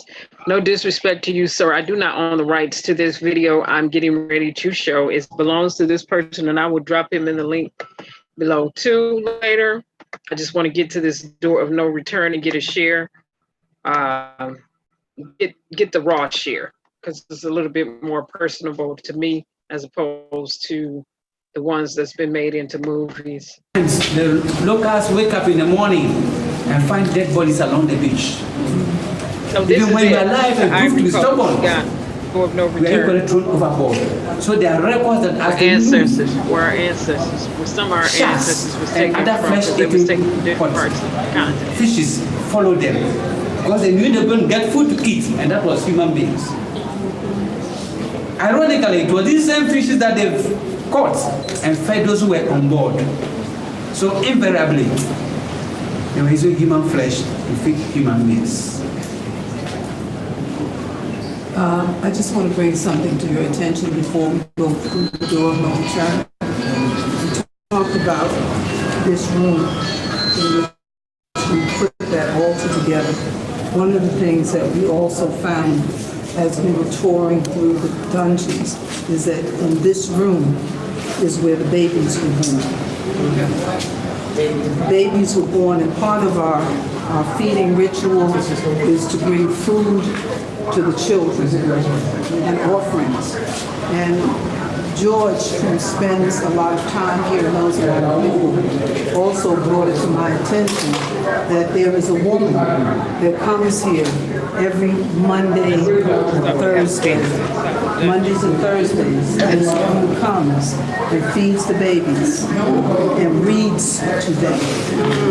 So whoever she is, I don't know, but we give thanks for her.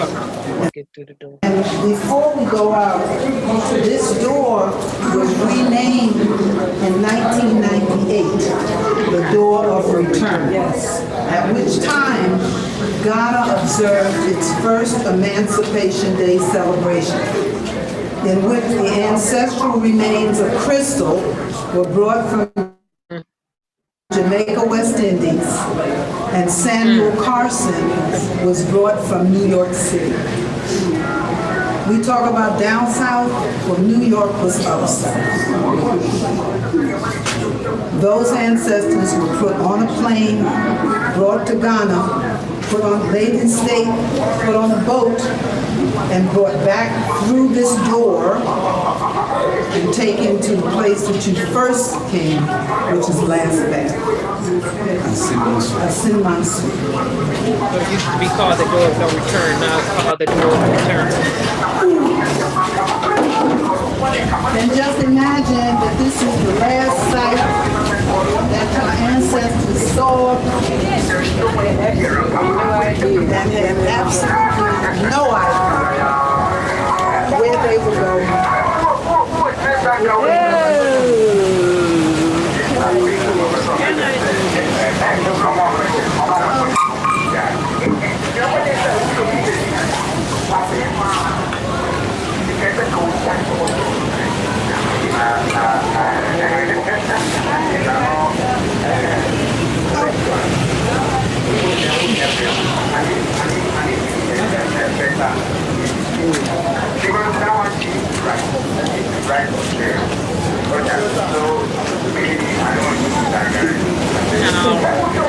One American said she didn't feel, she went there, she was, she was born off the feeling, she was like, well, my ancestors last night. So as the slaves came through a door of no return, remember, because of these rocks, as I said, the bigger boats could not get closer. So they had to walk down the staircase here, join the smaller boat, and then they were carried away. As they did so, the officials came down from this door and they leaned over this wall to see how they were being packed. So pause that right here. We watch this other person's video without their permission. But what he's saying is, they had to walk down the stairs. They were packed. Quite naturally, they were enclosed. When you go through and you look at it, if you want to look at videos from where our ancestors left from, and then Wardy Mayo, the thing I like about him is he just recently visited Kuta Kinte Island, like I said, but he is Ghanaian over there, and spoke with Kuta Kinte family, and just kind of talked about that final step being brought there, and then actually, shipping to that point, resting, or and then being shipped on from there. And so it is important to know real history of we say, and so, people say it so many times, stripped of our culture, robbed of this, robbed of that, robbed of this. Well, you can always go to the continent and visit 55 countries and take in the history, because it's a lot. It is a lot. It's a rich history. It's beautiful. They just, and like I said, get some education and learn about your ancestors and what really happened from the perspective of the land they were taken from, and not just the westernized perspective. What somebody told you that, like Grandma Flo, Jiu-Jitsu is what I call her, Miss Jane, who was on here earlier, was saying earlier. That's from a white male's perspective. Learn your history from your ancestors' land and perspective. So, that being said, let me stop the sharing. With that being said, for everybody who's streaming, thank you for streaming. Go back, look at the facts, the statistics. If you have not seen the Revolt and you can stand to watch it, watch it. I'm not going to watch it anymore. Like I said, I watched it the first time through with that segment, and then I went back to certain parts, but think I've had enough of that. 2 days of that. Stay woke, everybody. Thanks so much for streaming. Bye, everybody.